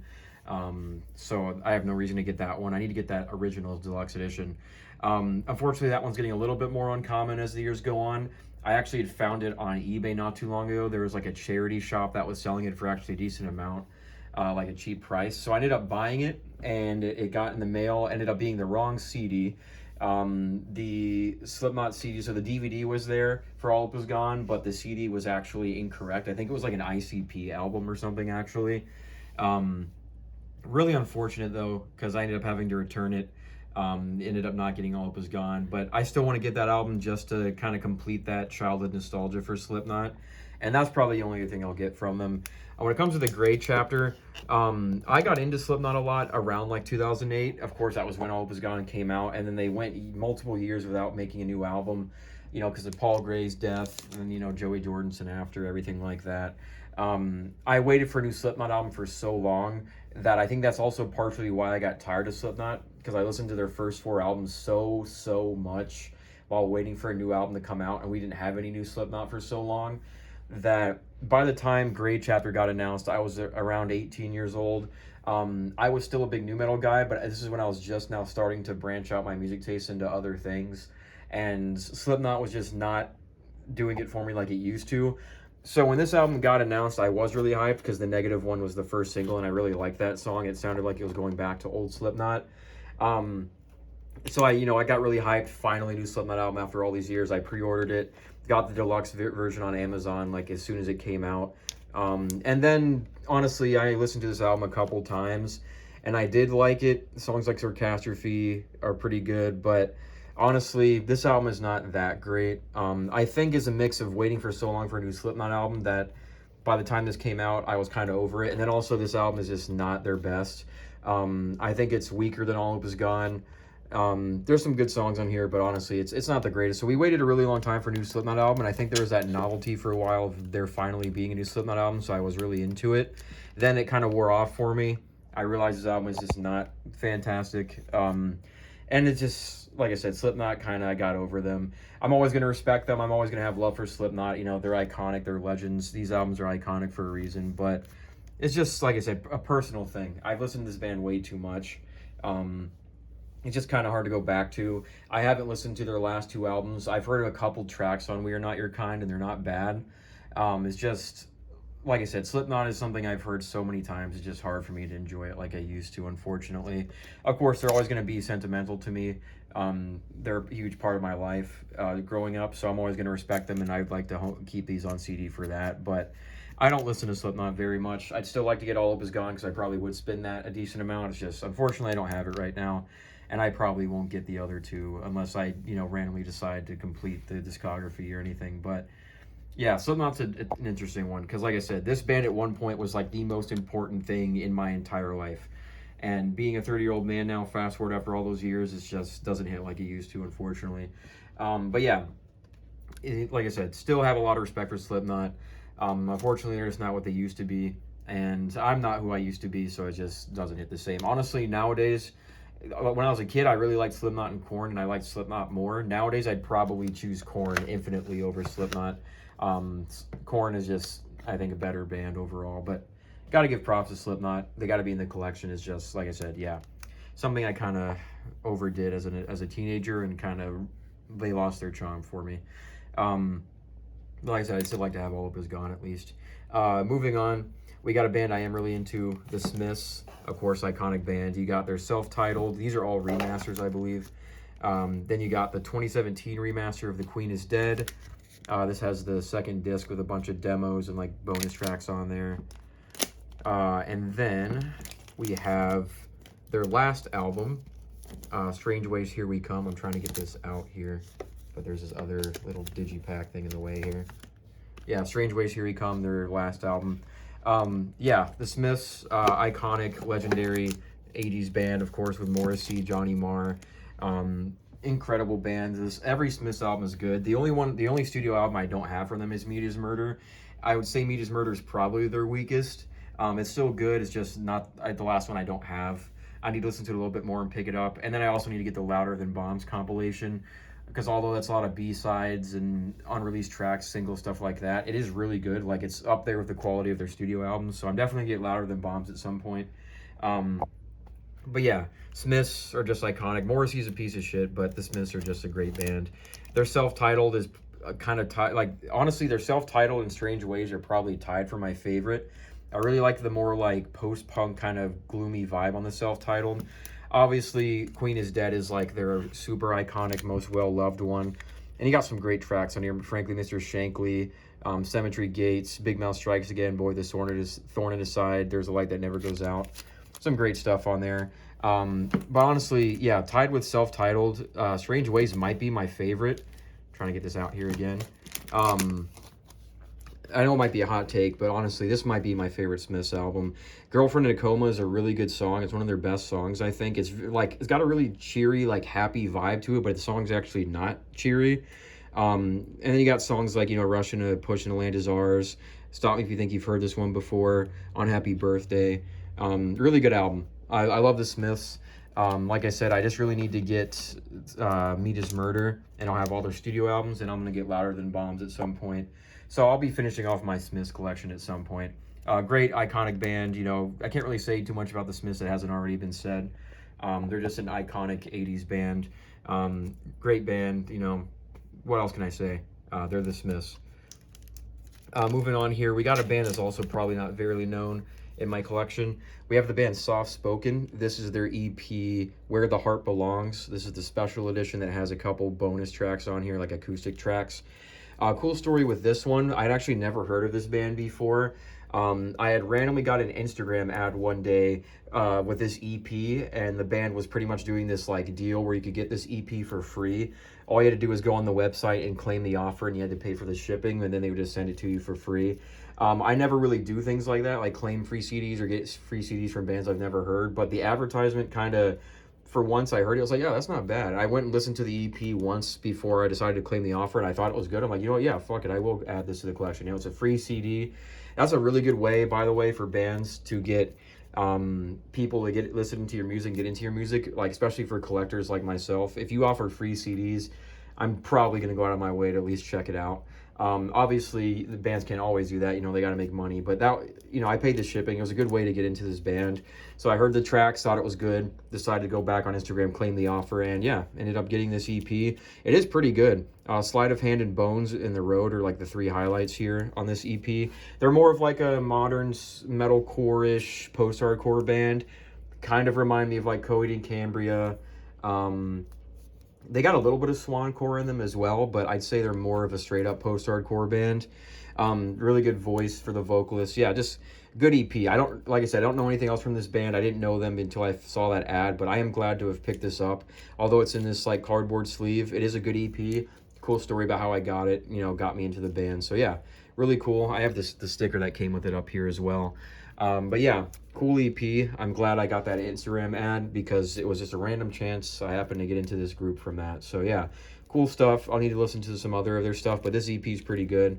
If you like the more modern post-hardcore stuff, I think you probably like this. All right, moving on with some pop punk, actually. We have the only album I have from the pop punk band State Champs. We have their Finer Things. Yeah, pretty straightforward pop punk band. I am a big pop punk guy. It's not something I listen to a lot anymore, but there was a period where I was really into it. We'll get into some more pop punk here in a little bit, but State Champs, I heard the song Elevated in Guitar Hero Live, the newest Guitar Hero, when it came out. I really liked that song, so I ended up getting into them through that song. And then the song Remedy is really catchy. This is just like, it is a straightforward pop punk album, nothing too out of the ordinary for this genre, but there's just some catchy hooks, some fun songs, so this is a good album. I don't listen to State Champs a lot. I used to listen to, what is that song called? They have a song, is it Secrets maybe, on their album with like the globe cover. I've heard a couple songs on that one, but this is really the only album I got into. I may get some more State Champs at some point, I'm not sure. This isn't a band or an album that I like listen to a lot. I put this on occasionally if I want to hear it has some just catchy pop punk in the background. But yeah, it's a good album. Elevated and Remedy are definitely the highlights. Deadly Conversation's good, Critical. There's just some catchy pop punk on here. So yeah, State Champs are pretty good. Not a band I'm like super into, but this album is solid. All right, moving on to a band I am really into, really underrated band, probably one of my favorites. We have the band Still Bloom. We have their debut album Downer. And then we have their EP right after that, Melancholia there. Still Bloom are honestly one of my favorite bands of all time. They're very underrated, very underground, not well known, but they're a really good modern like nu metal band. They're in that kind of same vein of like Sworn In, which we'll get to later. Bands like Youth Forever, Dark Complex, where they're like, they kind of mix nu metal with modern metalcore, deathcore, stuff like that. But this band is just fantastic. They really capture that really angsty, this like mentally unstable, like kind of like psychotic nu metal sound. Their lyrics are really dark, really depressing, speaks about a lot of mental health issues and things I can personally relate to as someone who deals with a lot of mental issues and has been diagnosed with conditions. This album this band, especially this album and EP, and it, like even their other albums, their vocalists, the lyrics just really resonate with me. Few bands have ever captured like the kind of feelings and struggles I have with mental issues than this band does. Talks about, you know, dissociation, PTSD, stuff like that. So this band really means a lot to me for that aspect. Being a nu metal band, you know, nu metal is one of my favorite genres, and being a band that really captures that feeling, that anguish and stuff like that, I think they're extremely underrated. Their vocalist is really good too, Donnie. He actually follows me on Instagram. We've talked a handful of times. He's a really cool dude. He's also was in the band Coding King, which is pretty good too. And now he's in a band called SycAmour that he started. They're also good. This was a band that was from that chugcore era that I mentioned a few times in other parts, that label that doesn't exist anymore. I got both these from chugcore actually. Unfortunately, that label had some drama, some controversy. They don't exist anymore, but luckily I got the two Still Bloom pressings they did before that label had issues, so I'm glad I got them. Still Blooms has one other album, I believe, and then one EP that unfortunately were never pressed to CD, but I would love to have them on CD because they're really good. It's just they only ever got these pressed, so I would have more from them for sure if they ever got pressed, but yeah, really, really underrated band. Still Bloom is one of my favorite bands of all time. Extremely underrated new metal band. If you like Sworn In, Youth Forever, those really, really angsty bands like that, definitely give this band a try. They are fantastic. Getting back into some pop punk here, since we mentioned State Champs. We have The Story So Far. We have their first album, Under Soil and Dirt. Then we have their third album, the self-titled. Those are the only two Story So Far albums I have right now. Story So Far, a really great pop punk band, probably one of my favorites.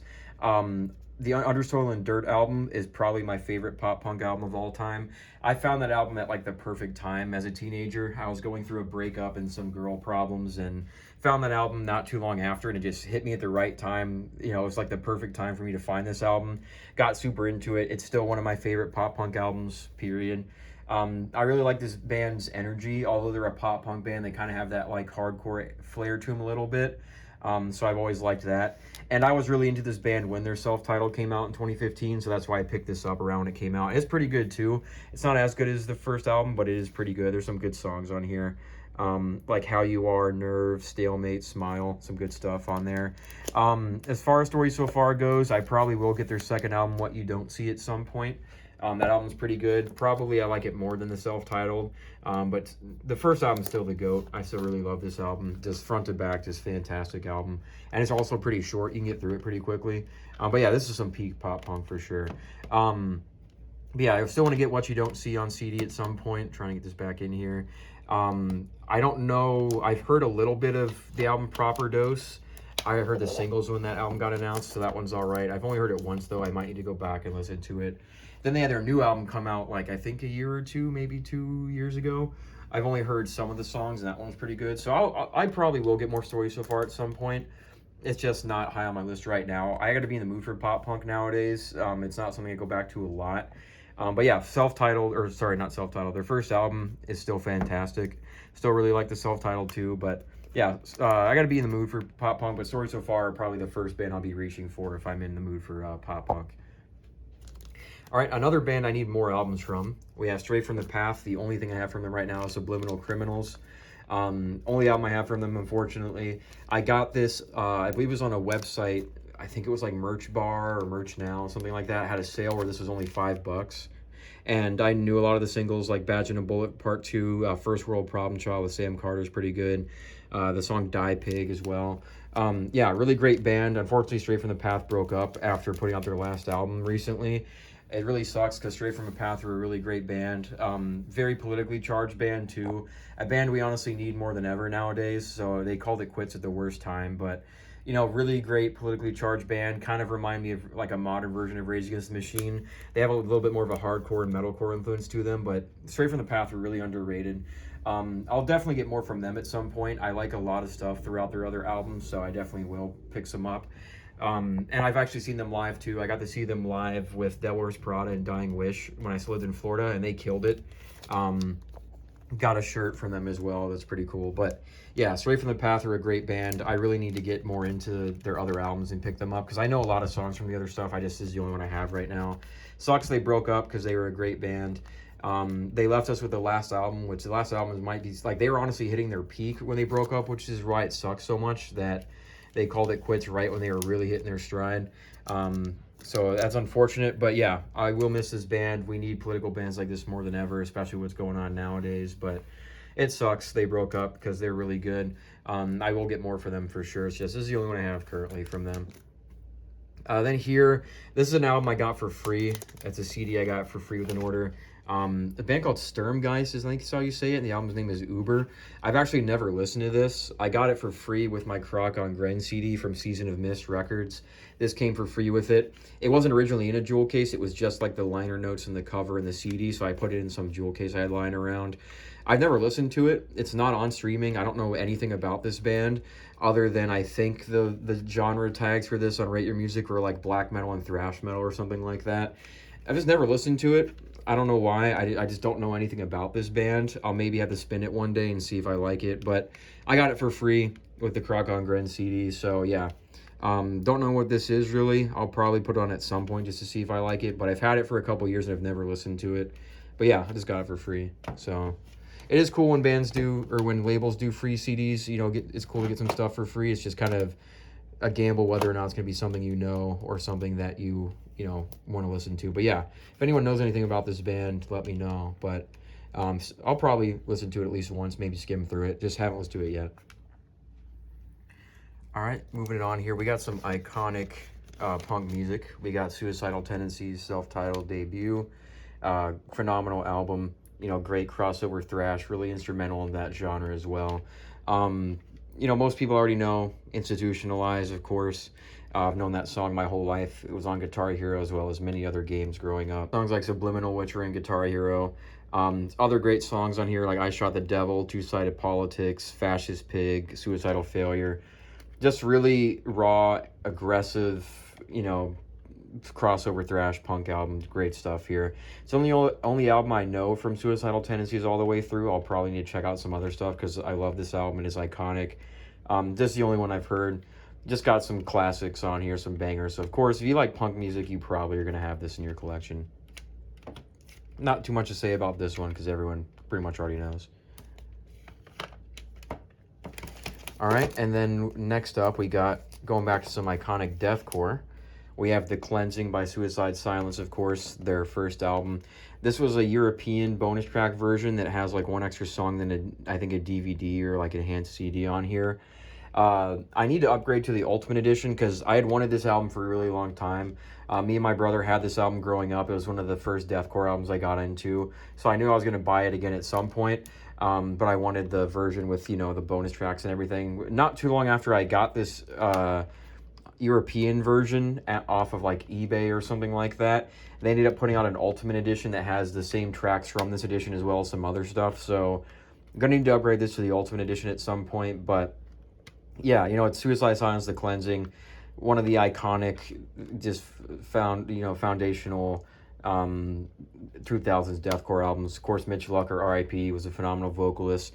Some really classic songs on here, you know, Price of Beauty, No Pity for a Coward, Bludgeoned to Death. Even the deeper cuts like The Disease, The Fallen. Of course, you got Unanswered as well. Just a great album. You know, it's crazy. 2007 was a crazy year for deathcore because you had this album, you had Dead in My Arms by Carnifex, you had Smack Defilement by Whitechapel, which we'll get to later. Just one of the best years for deathcore. All three of those albums are iconic. Fantastic album.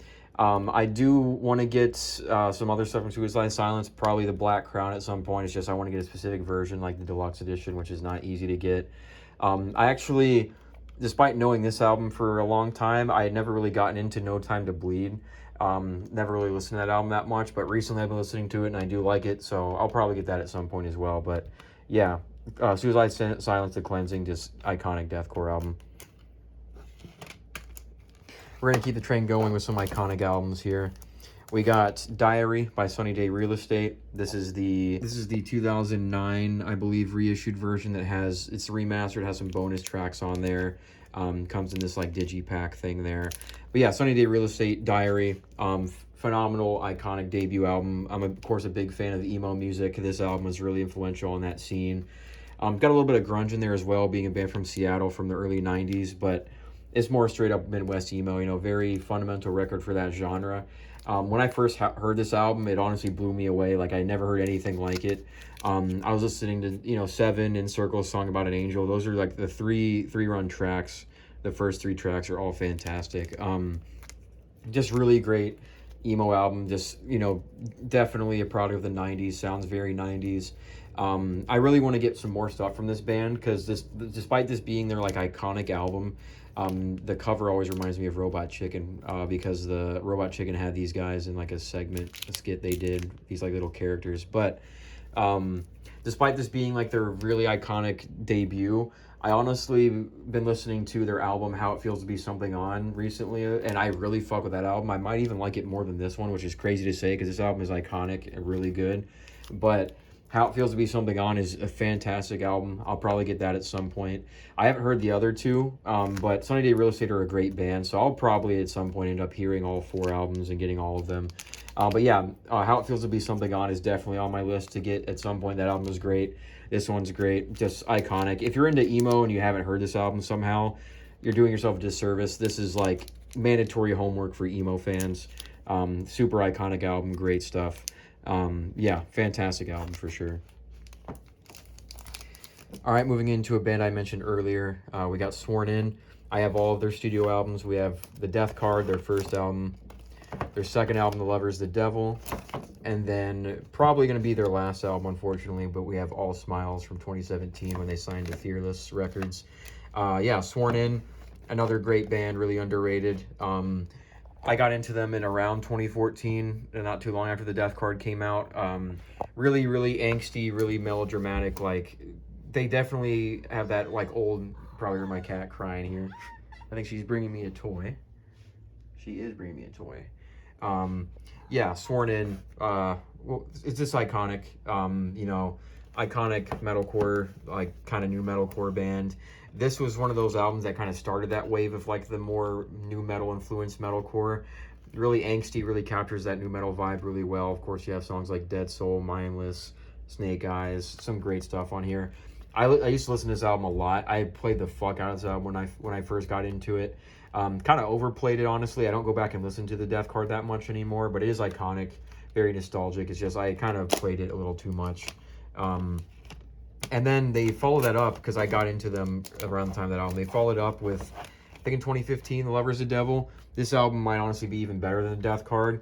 This band progressively got more and more new metal as time went on, so I kind of like each release more than the last. But this one, they started diving into new metal territory a little bit more. You know, songs like Scissors, Sunshine, which was a good single when it came out. Songs like Pins and Needles and Lay With Me are some of the band's best. It's still really edgy, you know, still really angsty. All the lyrics, are not all of them hit. Some of them are kind of cringy, but it's just very angsty new metal. They replicate that sound really well. Tyler Denon's really good vocally. But yeah, this album is really good too. I think I liked it more than The Death Card. But then in 2017, they got signed to Fearless and put out All Smiles, which is definitely my favorite album from them. It's their most new metal by far. Extremely angsty, really dark. This album and this band in particular is kind of similar to Still Bloom, where they touch on a lot of like mental health lyrics that I can resonate with, especially this album. Tyler Denon gets in a lot into stuff with themes of like dissociation, depersonalization disorder, stuff like that. A lot of stuff I can unfortunately relate to. But this album really resonated with me when it came out. One of my favorite albums of 2017. Really related to the lyrics. Their most new metal album by far, which is, you know, I really love that. I think this band does the new metal sound really well. Unfortunately, not too long after this album, Tyler Denon left again. And they got dropped from Fearless, I believe, or they like try to continue on. The guy who was the vocalist on the Start End EP became the vocalist again, and they put out a couple singles after Tyler left, and they got pretty poor reception, honestly. Like, a lot of people were hating on them, and then Sworn In just kind of disappeared. So it sucks. I think this band is done, unfortunately, but they did leave us with some great albums, really iconic stuff. Never got to see them live, which sucks, but Tyler Denon was really influential to me. I've heard some iffy things about him living in Milwaukee, and since he's from around the same area, I know people who know him and like knew of him and his friends and stuff like that. So I've heard some things about him. I heard Tyler Denon's got some problems, and it wouldn't surprise me based on his lyrics, but it sucks. I wish Sworn In was still going with Tyler, because I really liked, you know, they were like just now hitting their peak with All Smiles, and I was thinking they was only up from here. Got signed to Fearless, put out their best album, and then they just disappeared, which sucks. But yeah, Sworn In, RIP this band. I'm sure they're probably done. And Tyler's teased other bands. It's just I don't know if he's in a rush to make new music. It sucks. But yeah, Sworn In were a great band. Really miss that band. All right, before we keep going in the order here, we have something that's in the letter S, but it's out of order since it's this big-ass book, so I'm going to just go ahead and get that out of the way. We have the I Am You mixtape by Stray Kids. It's a K-pop group. It's in this, like, big book with a bunch of, like, band photos. Got the CD in there. It comes with a postcard and a poster, stuff like that. But yeah, Stray Kids. It's a little bit of a standout in my collection. It's the only K-pop I own. A couple of years ago, I was dating someone who was really into K-pop. They kind of got me into it. I had heard it a lot. I was around it a lot. So I started getting into some groups, a lot of groups that were kind of like starting to debut or get bigger around that time, like ATs, Stray Kids, stuff like that. Stray Kids was the one I liked the most, me and my partner at the time did. So I ended up picking up some Stray Kids because I was really into them. This is their I Am You mixtape, like I said. It's probably my favorite from back when I was really into K-pop. I don't listen to K-pop that much anymore. I really had to be in the mood for it. I do like it. It's just, like I said, I got to be in a very specific mood for it.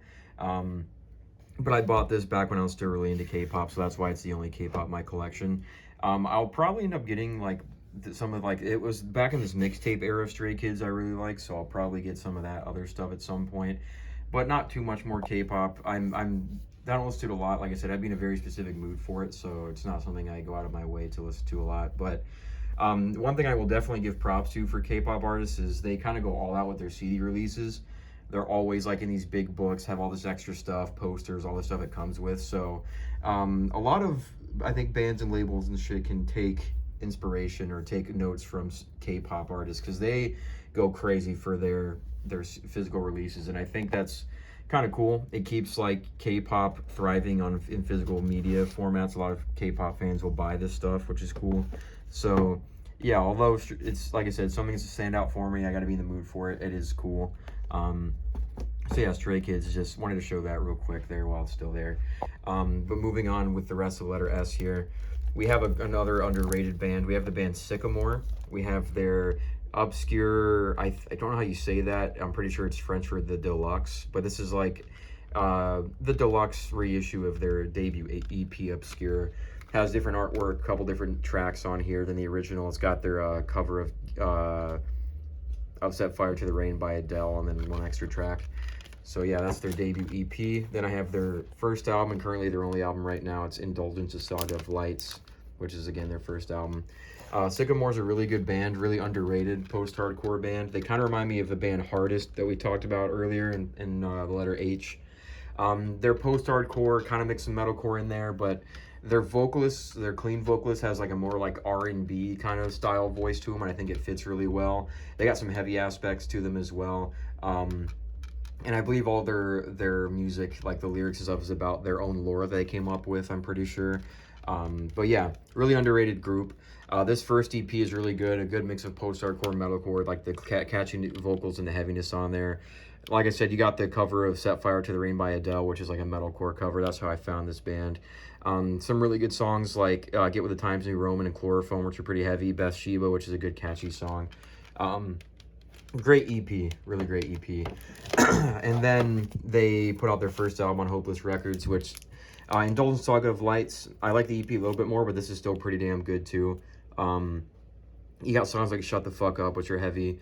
Calm Down Juliet's one of their catchier ones. We're in Hell as well. A really good group. They haven't put out any more albums. I think they put out one other EP, and they're actually starting to put out singles again recently, but they're a really good band. They have like that kind of like a theatrical style to them. And like I said, they're really underrated, so I would definitely check them out if you like that kind of thing. Maybe something like older like Emarosa, for example. Stuff like, what's that band called? I don't know if I'm thinking about Famous Last Words or somebody else, but they got that kind of theatrical flair to them. So yeah, check them out. SycAmour's really underrated.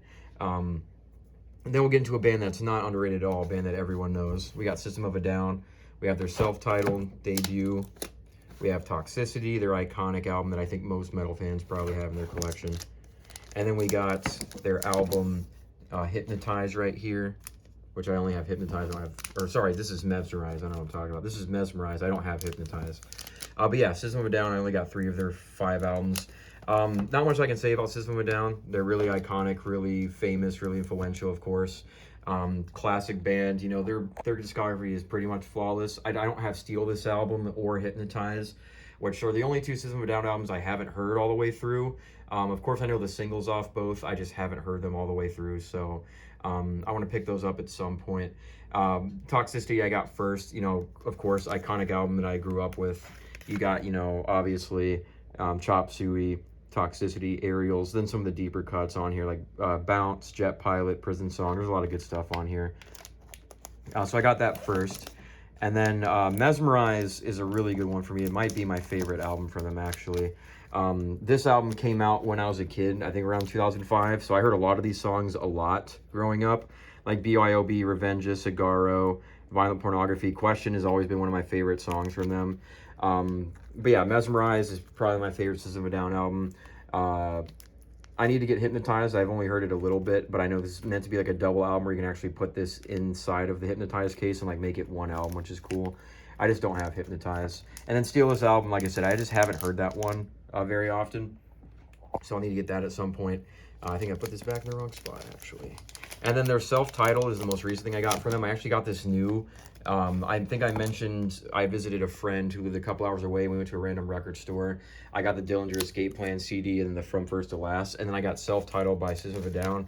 Actually found it brand new there, which is pretty cool. So I decided to pick it up because, of course, you have the iconic, you know, Sugar, Spiders on there as well. This is their heaviest album for sure. Probably their most new metal one as well.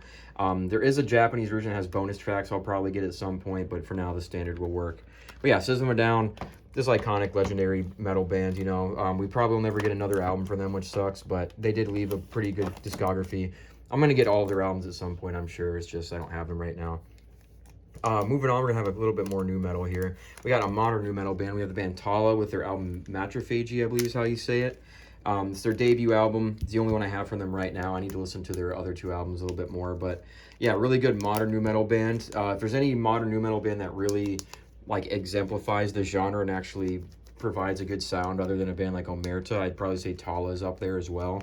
Really heavy. They just bring back that old new metal sound, but honestly make it sound really fresh. They mix that like classic new metal with like really heavy like deathcore sometimes, stuff like that. I've actually known the vocalist of this band, Justin, for a really long time. He was a YouTuber and did like vocal covers. He won a vocal cover contest from Jared Dines back in the day. That's how I found him. And then I found when he made the band Tallah, their debut EP was really good. I used to listen to that a lot. And then this album came out, and every song from the EP is on there, which is cool. And then all the new songs on there. But yeah, really good, really heavy, newer new metal band. If you like a lot of the old stuff but haven't explored newer new metal, I'd say other than Omerta, this is probably the band you want to start with. Tallah, listen to this album. My favorite songs are still probably the ones from the EP, like Placenta, Red Light, stuff like that. But then songs like Overconfidence are really heavy, really good songs. This is also a concept album as well. But yeah, Tallah are a great band, really great modern new metal. I need to listen to their other two albums because I've heard a lot of the tracks from those and they're pretty good. It's just as the only one I have right now. But yeah, don't sleep on Tallah, great modern new metal band. And then after them, we're going to get into a throwback with some classic new metal and another underrated new metal album from the early 2000s. We have Gift by Taproot. I think this is their first album. They might actually have one before this that's like not as big, but yeah, classic new metal, super underrated from the early 2000s. This is one of their like, this is like one of those sleeper hits from the OG new metal era. Taproot's really unique. I think their vocalist is pretty unique. I like his voice. It really stands out. And there's a lot of heaviness rapping on there, like the more melancholic vocals. It's very angsty. Very melodramatic in the best way for early 2000s new metal. This album is extremely underrated, and so is this band. This was really their only like straight up new metal album. They started becoming a lot more like alt metal, alt rock as time went on. But some of their other albums are not bad, but this one is definitely the standout. Really great stuff. Emotional Times, Again and Again, Smile, Mirror's Reflection, Drag Down. There's just some fantastic songs. This is one of the best new metal albums of all time, in my opinion. Great stuff. It's getting harder to put this stuff back because I have all these like plastic cases now. So it's kind of hard to put some stuff back, so I apologize. Next up, we got 30 Seconds to Mars with their self-titled debut. I know some people would maybe put this in the numbers, like the start of the collection, because of number 30, but they mostly go by 30 Seconds to Mars, like spelled out, so that's why I have it there. But yeah, this is their self-titled debut. Of course, 30 Seconds to Mars, you know, Jared Leto's band. Their second album, the one after this, A Beautiful Lie, is their most known for, of course, songs like The Kill and Attack, which I still will probably get that album at some point. I do like that one as well. But this self-titled debut album is extremely underrated from them. It's their most metal album. It's got like a space rock, like space metal vibe to it. And there's some fantastic songs like Capricorn, A Brand New Name, Edge of the Earth, Fallen, Buddha for Mary, 93 Million Miles. There's just some great songs on here. It's got that like I said, space rock kind of concept to it, but Jared Leto, despite him being a weirdo and being kind of a piece of shit, I think his music's pretty good, at least the older 30 Seconds to Mars when they were still more of a rock and metal band. This album is super underrated. I think it gets kind of overshadowed by their second album, but this one is really good. It's definitely their heaviest, the most metal one. So if you like that other 30 Seconds to Mars album and you haven't heard this one, check this one out because this is really good. There is a Japanese version that has one extra song I'll probably get at some point, but this album is great, man. I used to listen to this album a lot, front to back. The whole album is really good. The whole space vibe to it is really cool, and then the songs themselves are just, like, Jared Leto does have a good voice, and the heavier edge to this band definitely fit them well. So yeah, really underrated album. Like I said, Jared Leto's kind of weirdo, but this is a good fucking album. Like, great album. All right, keeping it going here keep going with letter T again. A lot of bangers in the letter T. A lot of stuff I really like. We'll get into here next. Switching up to some 3-6 Mafia. This is their first album. This is the re-released version of it, so it's More Mystic Styles, the first album. Of course, Mystic Styles was their very first album, extremely influential Memphis rap album, kind of also was pivotal in horrorcore. I love Memphis rap. I've already talked about it a lot throughout this series. Memphis rap is one of my favorite rap genres, and of course, you gotta have the pioneers on there, like, you know, the goats of Memphis rap, 3-6 Mafia. Their first album is incredible. This reissued version, it really just has like different artwork. The track listing is mixed around a little bit with some extra songs on there. Some songs that are changed up, but it's good enough for me. You know, this works. I like this cover. There's some more songs on here. So, yeah, classic Memphis rap album. You know, of course, you got Sweet Robbery, Break the Law, Now I'm High, Tear the Club Up, Gotta Touch 'Em. There's just some classics on here. Love 3-6 Mafia. I'll definitely get some more from them at some point. I just only have their debut album right now. But yeah, 3-6 Mafia are great. Of course, I've already mentioned earlier, like Kingpin Skinny Pimp, who is an affiliate. I'll probably get Koopsta's, what's his first album called? Underground Solo Tape or something like that. That's a good album as well from the 3-6 Mafia catalog, so I'll get that at some point too. But yeah, 3-6 Mafia, not much to say about them. Everyone already knows they're goated. Memphis rap group, iconic stuff here. Really dark stuff too. I think for a lot of people, like metal fans who don't like rap, they usually tend to like 3-6 Mafia. But if you happen to be a metal fan who kind of writes off rap, you want to get into something darker and like give hip hop a try, just start with 3-6 Mafia. You probably won't be disappointed. It's almost like the black metal of rap, which is really weird to say, but I think you understand what I mean. All right, moving on to actually one of the most recent things in my collection. I think I mentioned at the start of this video that I had gotten it when I filmed one of these parts, but we're just now getting to it. We have the classic album 1X by 3 Days Grace. Just recently got this. This is the US Target edition that came out back in the day. So it's the Target edition here that has a single bonus track running away on it. This album is iconic. I'm not even a big 3 Days Grace fan. I don't listen to him that much, but this is kind of a nostalgia pick for my collection. Kind of in the same vein as The Fallen by Evanescence that I mentioned in another part. 3 Days Grace was everywhere when I was a kid. I could not escape them. Watching AMVs and Naruto and stuff on YouTube back in the day, most of this album you would hear it in AMVs constantly. You know, songs like Pain, Animal I've Become, Never Too Late, Riot, of course, just iconic songs. Like I said, I grew up with this. It's not something I listen to a lot, but for nostalgia reasons, I needed to have it at some point. I do like, you know, despite not listening to a lot of the stuff from my childhood as much anymore, I still like owning it on CD to kind of connect with that part of my childhood and like have those childhood gems in my collection, similar with Evanescence. So that's why I got this one. I'd wanted this album for a really long time. It's just I wanted the specific version with the bonus track on it. It was just almost like impossible to find this. Every time I checked Discogs and stuff, I could never find listings of this album with this specific version with the bonus track. I would see this album everywhere. I would see it at FYE, at Walmart, all this stuff, and just wouldn't pick it up because I needed the specific version with the bonus tracks. But I ended up, for my birthday, I treated myself. I saw it on Discogs for only like $10. Finally decided to pull the trigger. So it's cool to have this iconic, nostalgic, like childhood album in my collection. Despite a lot of those songs I mentioned, the big ones being like kind of overdone, and I've heard them too much throughout my life, some of the lesser known tracks on this album are actually still really good. The opening track, It's All Over, is probably my favorite on this album. Get Out Alive as well is pretty good. The bonus track is honestly not that great, so it kind of sucks. I tried hard to get that version of the album for a bonus track that's not that great, but like I said, I'm still really happy to finally have this album. It's iconic, legendary early 2000s album, so it has its place for it. I actually, when I went back and listened to it again when I got it, it is still pretty good. Like, it's a little corny. It's hard to take some of these songs as serious because how often I've heard them and how big of memes they are, but it's actually, if you actually try and look at it objectively, this is a damn solid album. So yeah, I don't know if I'll get any other 3 Days Grace. Of course, you have their first album with I Hate Everything About You. That's a good song, but that's the only one I know from that album. This is always the one I knew. So I don't know. Maybe one day I'll get some more from them, but I had to have this in my collection for the nostalgia reasons, so it is really sick to finally have this. All right, moving on. If I can get this back in here, it's just struggling near the end of this video with getting all this stuff back on my shelf. So I apologize for that. Trying to get it back in here. Doing this with one hand is just not easy. So let's see if I can get it. There you go. All right, moving on with another classic album. We have Full Collapse by Thursday. Iconic post-hardcore album, of course. If you like post-hardcore, you already know about Thursday. Fantastic album. You got, you know, bangers like Understanding in a Car Crash, Cross Out the Eyes, which are the two singles.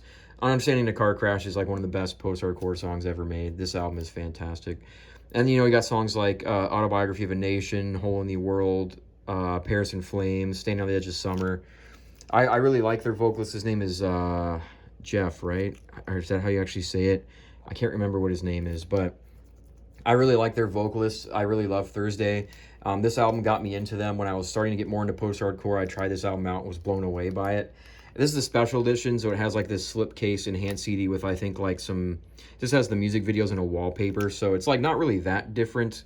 There's no like extra songs. It's just the music videos and stuff like that. But I knew I had to have this album at some point. It's iconic, fantastic album. If you haven't heard this band somehow and you like post-hardcore, listen to Understanding in a Car Crash as soon as you possibly can. This album is fucking incredible.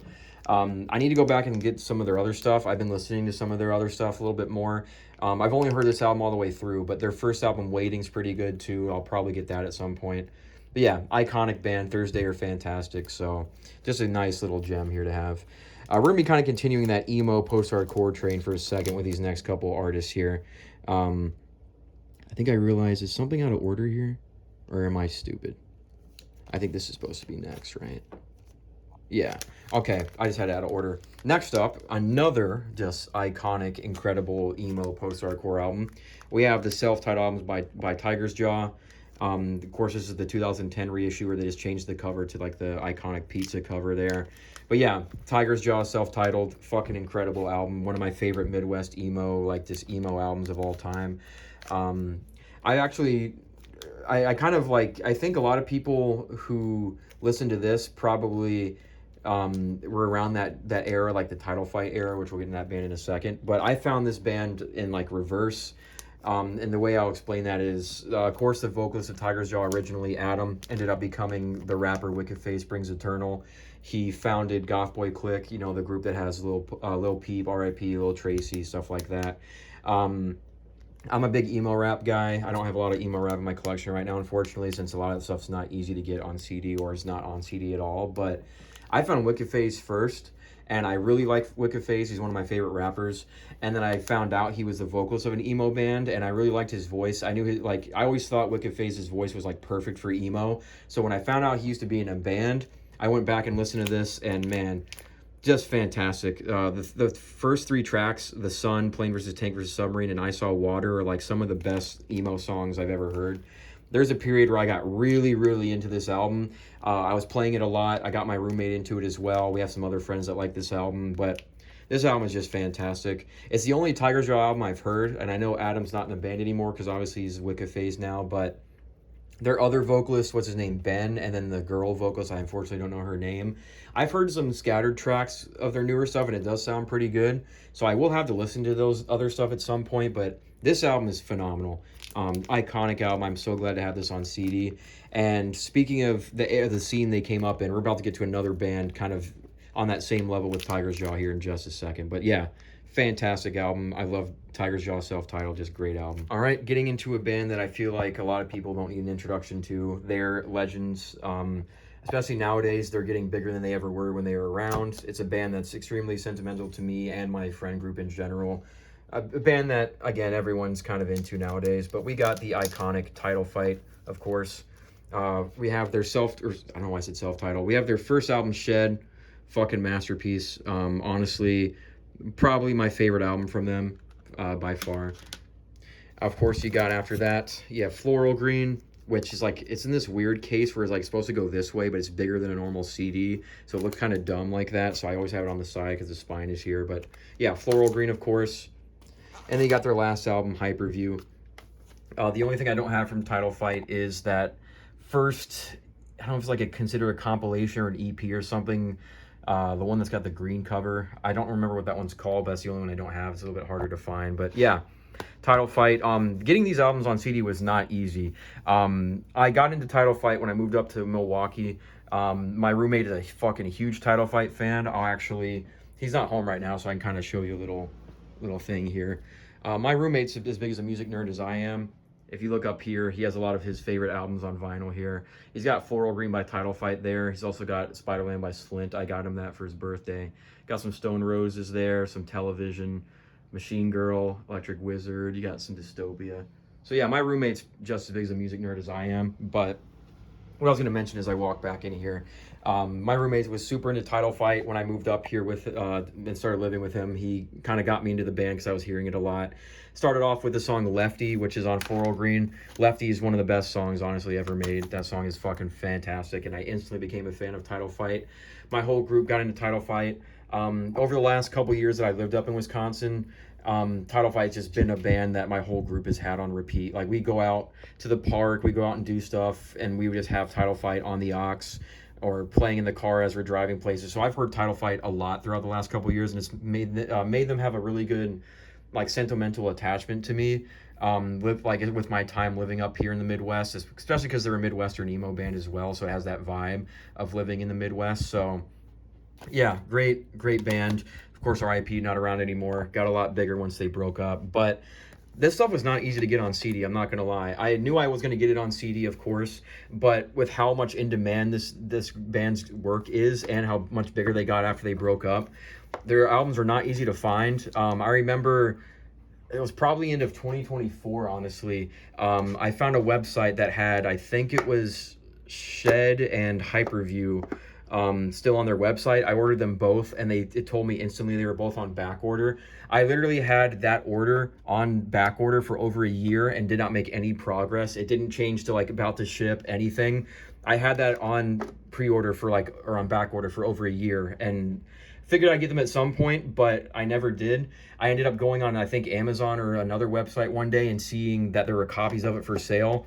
So I was like, what the fuck am I doing? I canceled that pre-order after like a year and ended up just picking up these two on, I believe, Amazon. It might have been another website, I can't remember. But yeah, had to pick these up, and then Floral Green I got last because I had a little bit harder time finding that one. But yeah, Title Fight, fantastic band, you know. What can I say about them? It's crazy because when I was younger, when I used Tumblr back in the day in like 2012, 2013, 2014, I used to see the name Title Fight everywhere, so I could have gotten into this band way sooner. But for some reason, when I was younger, I thought they were like just another pop punk band because I used to see them a lot on Tumblr with bands like Story So Far and Citizen and stuff like that. So I used to think they were just another pop punk band. I didn't listen to them until much later in my life, but I knew the name for a long time. I used to see the Floral Green cover on Tumblr all the time, but you know, it is what it is. Maybe I just wasn't meant to get into them that time, but now I got into them and they're fucking fantastic, of course. Shed's my favorite album by far. I love the more melodic hardcore, post-hardcore sound they have on here. Fantastic songs throughout. Like, this is damn near 10 out of 10 album. Of course, you got Shed, Flood of 72, Safe in Your Skin, Where Am I is a great double song. 27's probably not 27. That song's good too, though, but Stab's probably my favorite. And this album's really short, too. You can listen to this whole album in like half an hour. This is my favorite from them by far. Funny enough, too, I didn't even realize till not that long ago that this album was produced by Walter, the guy from the band Quicksand, who was also in the band Gorilla Biscuits. I've known Gorilla Biscuits for a long time because I believe their songs are in Tony Hawk, something like that. But more so than that, Walter was also, or still is, the vocalist and guitarist of the band Quicksand, a band I really fucking like. I really want to get Quicksand's albums on CD, especially the album Slip. That album is fucking incredible. Really, really iconic, really influential. Like, it's one of those albums where it's like, it's your favorite artist kind of shit. That album is fantastic. I've been listening to that album from Quicksand a lot. And I didn't even realize till recently that he actually produced this album. It makes so much sense now, hearing Quicksand and then hearing this. I was like surprised. So it's just another great thing that Walter has his name attached to, because I think he's also in the band Rival Schools too, which are not bad.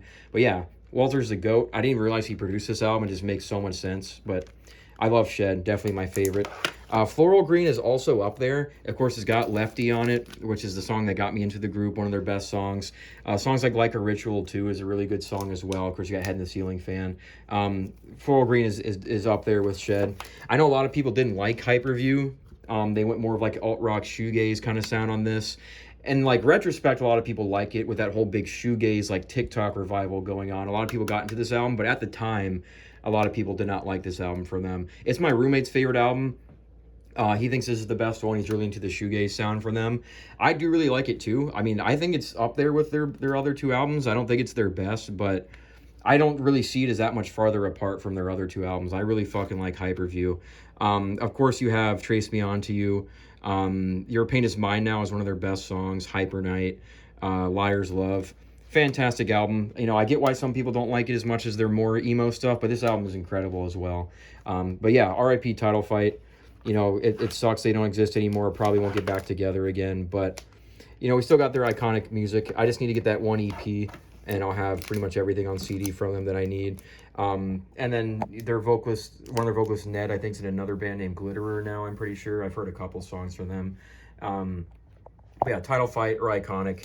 I actually, last Halloween, me and my roommate and our other friend who's really into Title Fight, we saw a Title Fight cover set. On Halloween, there was a bunch of bands doing cover sets of other bands. There was a band that did like a Hatebreed cover set. There was one that did a Title Fight cover set, and the crowd went fucking insane for it. For a cover set of Title Fight, no less. So if people were going that crazy for a Title Fight cover set, I can only imagine how crazy people would go if this band did any like reunion shows or anything. I'm sure it would be fucking insane. And it was cool to hear a lot of these songs live, even if it wasn't from Title Fight themselves. I think it was the band Garden Home.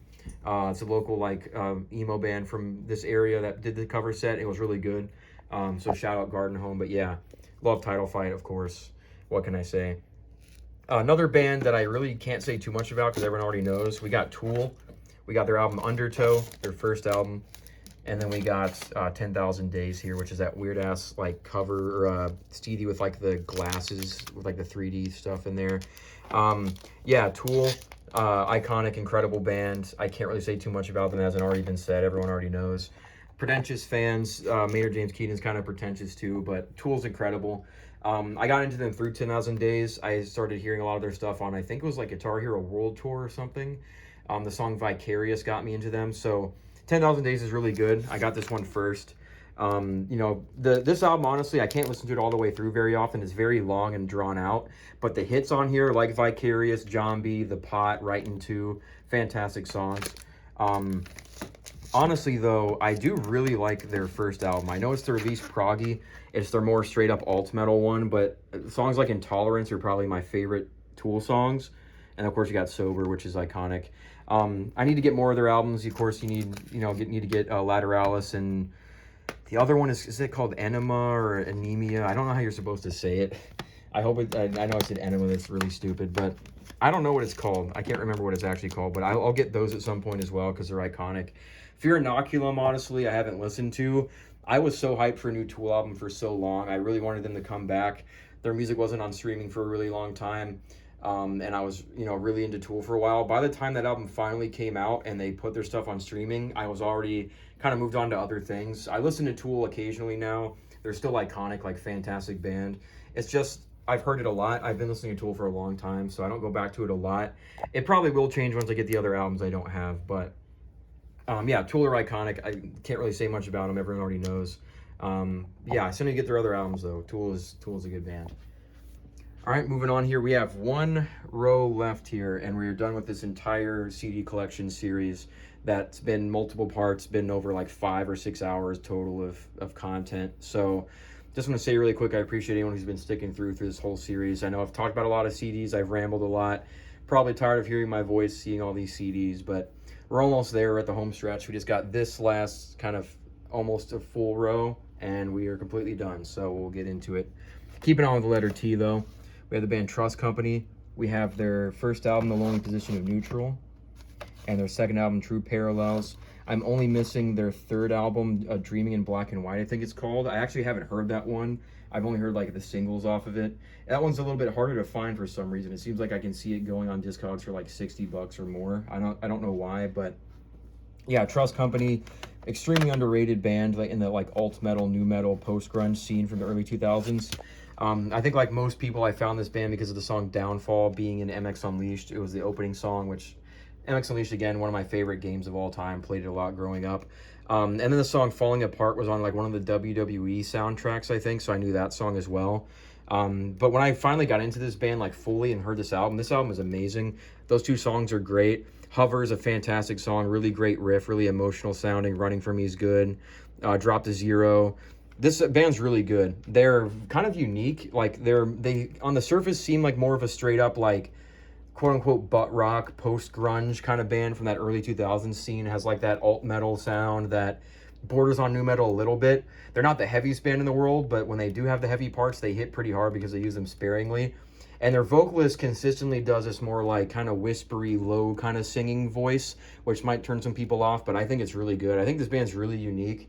Some people might write it off as just like some butt rock, post-grunge stuff from the 2000s, but they have like this kind of flair of like emo and post-hardcore and kind of shoegaze in them a little bit, which is really cool. I think this band's really underrated. Especially, you know, this album's already underrated and only really known for those hits, but their second album, True Parallels, is equally as underrated, maybe even more so, because there's some great songs on here too. Stronger is fantastic, The War Is Over, Surfacing, The Reflection. Race is one of my favorite songs for them. That chorus is really good, really hits hard, really emotional chorus. They are known for having good choruses. A lot of their songs can be a little samey, and this album's less heavy than the first one. This one's more straight up like alt rock, alt metal, but I think it's on par with their debut. Two back-to-back just banger albums. If you need some nostalgic early 2000s like WWE core, like alt metal, nu metal hybrid stuff, listen to TRUSTcompany. They're extremely underrated. They're still around to this day. They just haven't put out an album since 2011, and I don't have that album, like I said. But that's the last one I need, and I'll have everything from them. So yeah, TRUSTcompany, extremely, extremely underrated band. Check them out for sure. All right, next up we have 21 Pilots with their album Blurry Face. Not a big 21 Pilots guy, but I do like them. I do respect them. I've heard a lot of these songs like fairly often through a lot of different means, so I think it kind of grew on me through that. Of course, like Stressed Out and Ride were like big songs back when they came out. Heavy Dirty Soul, I think that was in WWE 2K14 or WWE13, something like that, but I heard that song on the main menu a lot, and I actually started to like that song. But there's some other songs that are pretty good on here. Tear My Heart, The Judge, Doubt, Polarize. The last song, Goner, is pretty good. I'd be in the mood for it. I don't go back to this super often, but I don't mind it. You know, it kind of reminds me of, if I look at it like when I was a younger kid growing up in the early 2000s, I got into a lot of alternative stuff like Linkin Park and stuff growing up. 21 Pilots kind of seems to me like if I were a child in like the 2010s, or you know what I mean, like a younger kid growing up getting into alternative music today, this would have probably been like a big gateway into that. Like this artist is pretty much like the Linkin Park for a lot of younger kids, and like although obviously I'm a lot older and I didn't grow up with this, I'm not gonna like it anywhere near as much as the younger kids who are into it. I can still respect it for that. I still see the potential in the talent here. I see why people like this group. I'm not super into them. I only throw this on occasionally. There was a period where I was listening to this album pretty frequently, but I think they're all right. You know, I don't think they're too bad. Cool ideas. I think their best song is honestly probably Car Radio, which is on their album Vessel. I've only heard that song or that album all the way through like once. I maybe will give it another try because I like that song. And then I think it's called Trench, the Yellow album cover. That one's all right. I've heard that one maybe once. Like I said, they're not something I listen to a lot, but I do respect 21 Pilots. I have no hate for them. They're pretty cool. We're into an artist that I was really into back about like 2014. We have Tyler, the Creator. We have his first album, Goblin. I know Bastard is before, but that's technically a mixtape. But this is Goblin. This is the deluxe edition, so a different cover. Some bonus. I think it's his second CD with some bonus tracks. And after that, we got his album right after that, Wolf. I think this is the original cover. I know this has had a couple different covers. But yeah, that's all I have from Tyler, the Creator, unfortunately. Tyler, the Creator is an artist I used to be a lot more into than I am now.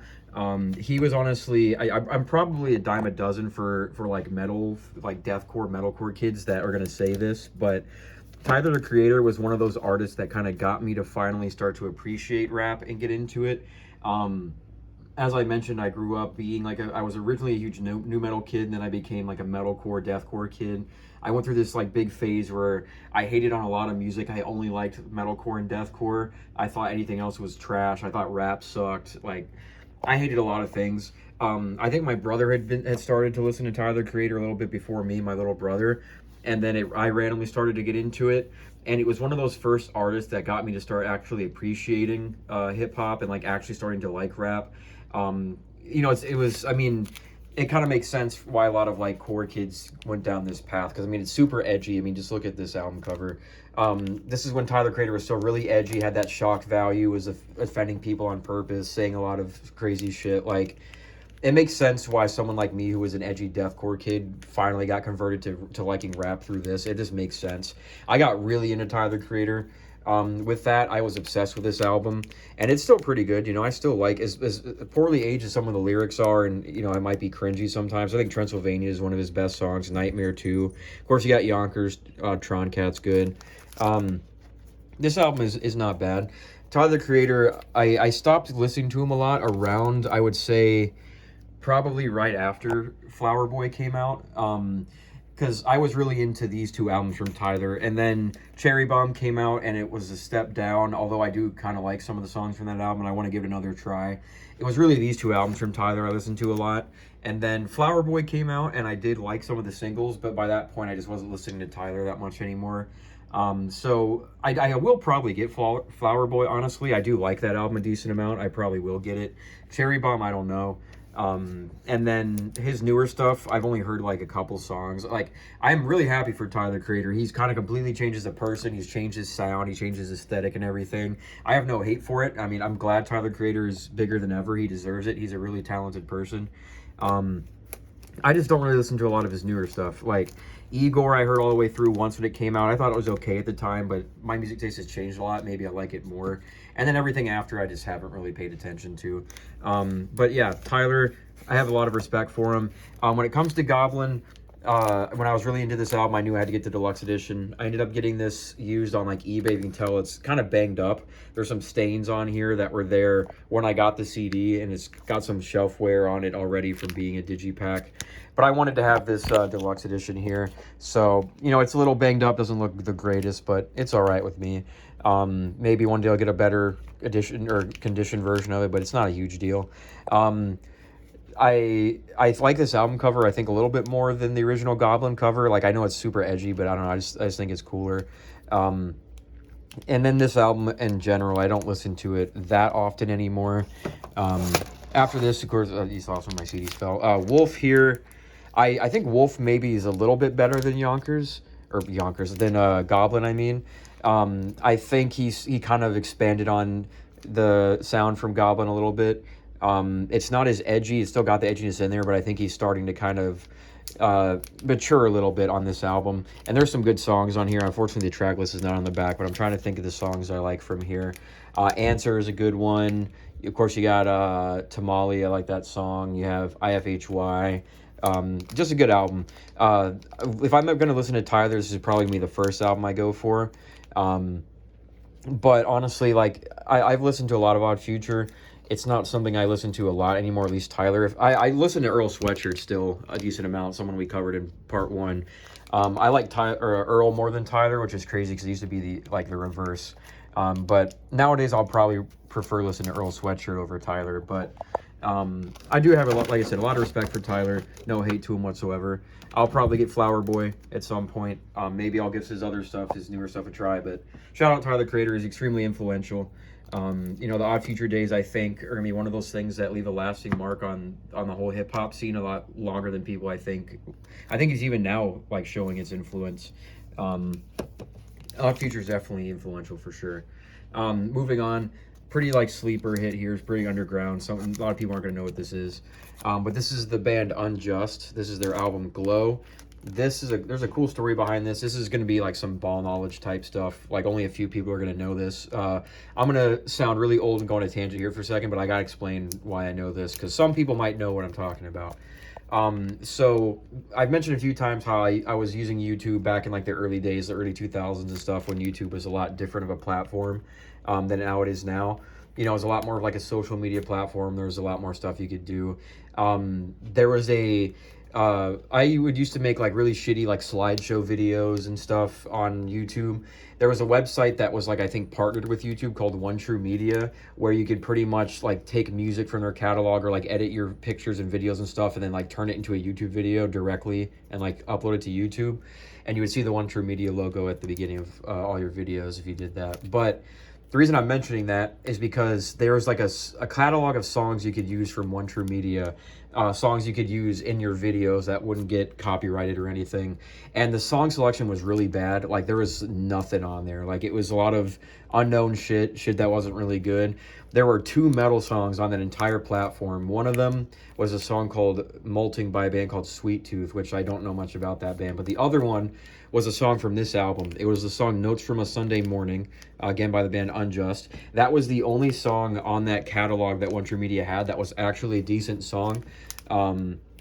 It was pretty much like think more like the alternative rock, or sorry, alternative metal, like kind of post-grunge sound of bands like Breaking Benjamin, Chevelle, 3 Days Grace. That's kind of what this is.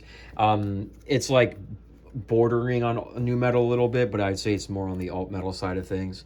But that song was on this album, and I use that song for a lot of videos because it's just the only decent song on there. But I actually liked that song. I thought it was good. So one day, a long time after, when I was much older, decided to randomly give this full album a try and see what it was like, since I knew that one song for so long. Turns out the whole album was actually really good. And that song I knew, Notes from a Sunday Morning, is actually not even the best song on here. There's better songs. Throwing Pennies, Way Out, Tired, Face Paint, Falling. Like, there's a lot of good choruses on here. This is one of those albums where it's a pretty straightforward, like, alt-rock, alt-metal album that's got, like, that little sprinkle of heaviness to it. But a lot of the choruses are just catchy. It's got that really good, 2000s alt-metal sound that... This band is really underrated. I think they only made 3 albums before they broke up. They were never big at all. And their vocalist, I think his name is Paul Mendoza, maybe. I believe he ended up later on in life becoming a animator for Disney Pixar, which is crazy to go from making this music to that. But yeah, this is a good band. They have 2 other albums, or maybe 3 other albums, I think. I think it might just be 2 other that I haven't heard that much. I've heard a couple songs, but this album is really good. If you like Breaking Benjamin, Chevelle, 3 Days Grace, anything in that realm, check this band out. This album is really damn good. I also really like the album name and cover, like Glow. It just looks cool. It's got a really cool, like kind of like shoegazy vibe almost to it. I really like this album cover. But yeah, this is also a reissue version. This originally came out in 2003. This is 2004. It's just a digipack and it has like the music video for Meantime. But yeah, really, really underrated band. No one's gonna really know who they are, but if you know what I was talking about, the One True Media shit, shout out. You know some ball knowledge for sure. But this is a good album. Like I said, definitely check this out. You'll probably fuck with it if you like the bands I mentioned. All right, so that was the only thing I had in the letter U. Now we're gonna get into letter V, which has a decent amount of stuff. We're gonna start off with various artists. For me, I like if you ever have soundtracks, you know, for movies or games or something, I categorize that as various artists because there's various artists usually on the, on the soundtrack. If it's like one artist on the soundtrack, I'll probably keep it like in the right order. But for me, if there's something that has multiple artists on it, I'm going to put it under V for various artists. So we have a couple in various artists. We'll go over that first. First off, we got, that's going to fall a lot because there's no CDs at the end here. But anyways, we're going to get into something iconic when starting with various artists here. We have the Tony Hawk's American Wasteland soundtrack. Absolutely fantastic. This right here is extremely, extremely influential on my music taste and just on me as a person. I think I've mentioned this game a few times throughout my series. There's a couple albums and bands I got into from this game. Like, I showed you Block Party in part 1. A couple other ones like Senses Failed too. But Tony Hawk's American Wasteland is one of my favorite video games of all time. I played the fuck out of game as a kid. I was always a Tony Hawk Pro Skater series fan. I played like Pro Skater 2 and 3 and all those underground games. I played all those growing up. American Wasteland was my favorite though. But the soundtrack in this game was like a big reason for it. The soundtrack in this game and American Wasteland, maybe more than any other game I can think of, was like the most impactful on me as a child. Then like I think like it's probably neck and neck with the Guitar Hero games, but that's not just one game. You know, I'm counting multiple Guitar Heroes. But American Wasteland, this soundtrack was so goddamn good, and like I had no idea at the time how much that soundtrack would influence my music taste growing up, how much I grew to love music. The CD collection you're looking at right now and a lot of these artists, a lot of that stuff wouldn't exist today if it wasn't for me being into this game and this soundtrack. This soundtrack is incredible. Because there's like two parts to it. This CD in particular was the soundtrack for this game was kind of two things. Half of it was songs that were already made by other bands that like they agreed to have their song in the game. And then the second half was a lot of either up and coming or like recently established, recently popular like post-hardcore, pop punk, and emo bands that were coming out around that era, doing covers of like iconic classic punk rock and hardcore songs. And that's what this compilation is. So it's not the original songs that like already existed before the game. These are only the covers that these bands made for the American Wasteland soundtrack. But still, it's incredible. Like there's some, if I'm just going to read you some of the names on here and you'll kind of see what I mean by how influential this was. And it's just absolutely insane. Because if you don't know about this game and this soundtrack, I'm about to show you here. So you got Institutionalized by Senses Fail. So them covering Suicidal Tendencies. I already knew that song growing up because I knew the original. And it was in Guitar Hero. Senses Fail's cover of Institutionalized, honestly, might be a hot take. I might like it more. But that's a crazy cut. You know, I ended up getting super into Senses Fail a lot later in my life. As we mentioned earlier, you know, I went through their whole discography pretty much. And I wouldn't have known that band if it wasn't for that cover to start this album off here. So that's already, you know, something there. Then you got Taking Back Sunday, which they're covering songs from Descendants. I like Descendants and I like Taking Back Sunday. So, you know, that's cool. You got My Chemical Romance covering the Misfits. You got Search and Destroy by Emmanuel. Then you got Saves the Day on here too. You have Dropkick Murphys. You got Thrice, which was covered Minor Threat. What else you got on here? You got Fall Out Boy covering Gorilla Biscuits. You got Alkaline Trio covering TSOL, I believe. And Alkaline Trio, that's Wash Away. Their cover of Wash Away is probably my favorite song on here, honestly. Then you got Thursday, which I mentioned in this video a lot too long ago. They were on this soundtrack covering the Buzzcocks, and like I had no idea. Like when I got into Thursday, like when I mentioned them, I didn't even realize that was the same band from this soundtrack. Like the thing about this soundtrack is when I really came back and connected the dots with all these artists and genres and stuff I got into as an adult, not realizing those seeds were planted with this album, if that makes sense. I got into so many of these bands, both these newer bands doing the covers and the bands that are being covered themselves. I got into a lot of both of those over the last couple years through my life. So, like I said, this started it. Finishing up here, you got From Autumn to Ashes. Then you got Rise Against as well. Like, man, and that's just the cover songs. That's not even mentioning the rest of the soundtrack that has stuff like Block Party, Pig Destroyer. You had just a bunch of bands. Like I said, this soundtrack is absolutely incredible. One of my favorite games of all time. This game desperately needs a remaster, by the way. I know they've remastered the first 4 Pro Skater games. They got to do the Underground games next, but this one more than anything, they got to do American Wasteland. Like, I would kill for a remaster of this game. One of my favorite games of all time. I just had to mention, like, going a little tangent, because this soundtrack is extremely influential to me, and it's really cool to have it on CD. I also have the 360 version of American Wasteland, the game. It's in my room over here somewhere, but having the soundtrack with it is just, yeah, one of the best video game soundtracks of all time. I wouldn't be listening to, like, I wouldn't be a music fan the way I am today if it wasn't for this game. So, absolutely incredible there. All right, and then we're going to move on to, this is the only other various artist thing I have. This is just a label sampler from the Chugcore label I mentioned earlier. I got this with my Still Bloom CDs. This is like a little sampler that just has some of the other bands that this label has done music with. And it's crazy, like, because some of these bands, I didn't even realize at the time, like, I would end up knowing a lot of these, because this is like I mentioned, Chugcore was known for the more underground deathcore, underground hardcore, metalcore, stuff like that. So on this label sampler, you got To the Grave. I got this CD in like 2020 or something like that, and this is the spring label sampler volume 4, spring 2020, by the way. But yeah, this got To the Grave. I ended up seeing that band live opening for Carnifex in 2024, I believe. Distant, I've seen them live as well. I saw them opening for Carnifex the second time I saw Carnifex. They have a song that's actually on this release, Acolytes of Damnation. They ended up redoing that song with one of the members of Despised Icon as the guest verse. That song is really good. I don't listen to Distant like that, but that song is like one of the best modern deathcore songs I've heard. And the original version is on this EP, and or this label sampler. I didn't even realize it for the longest time. Then we got Codeine King, which again was the vocalist of Still Bloom's other band. That's the song Negative Space. That's a great album. I'll probably get that at some point too. Then you have The Abducted. I don't really know them. Pillars of Autumn, I know a little bit. Dealey Plaza, they're a good band. Snake Father. You got Disarmor, The Forced, and then Murder Capital on here as well. So here's, if you want to look real quick, here's the songs and what releases they're from there. But yeah, I got this for free with my Chugcore order. Just cool thing to have all these songs on here. Like I said, in some of the bands I ended up seeing live and stuff, which I didn't even realize at the time. But yeah, cool little sampler here. I don't really listen to it a lot, you know, because it's just a sampler, but there's some cool stuff on here. It's pretty cool to have. All right, moving on to letter V here. We'll get into the actual, like, proper artists in V.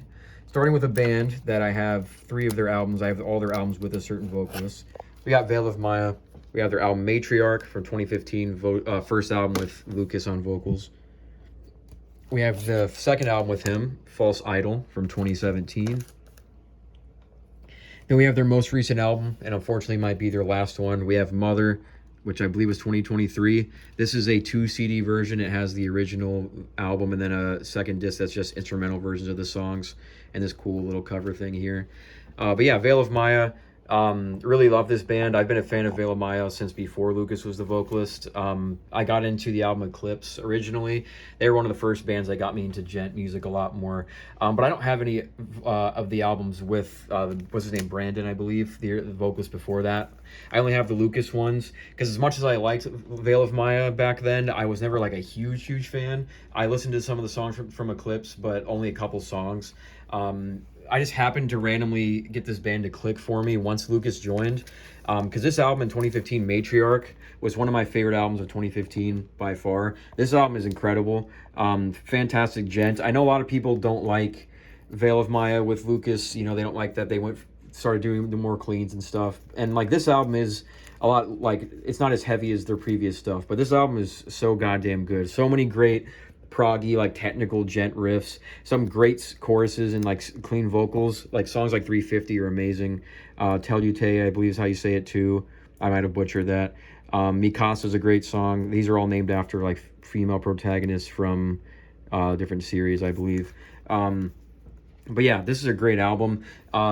There's not as much screaming on here, but when he does scream, Lucas is a good harsh vocalist too. I think he's really underrated in that regard, especially because although I really love this album, they ended up getting heavier as time went on. So in 2017, False Idol came out.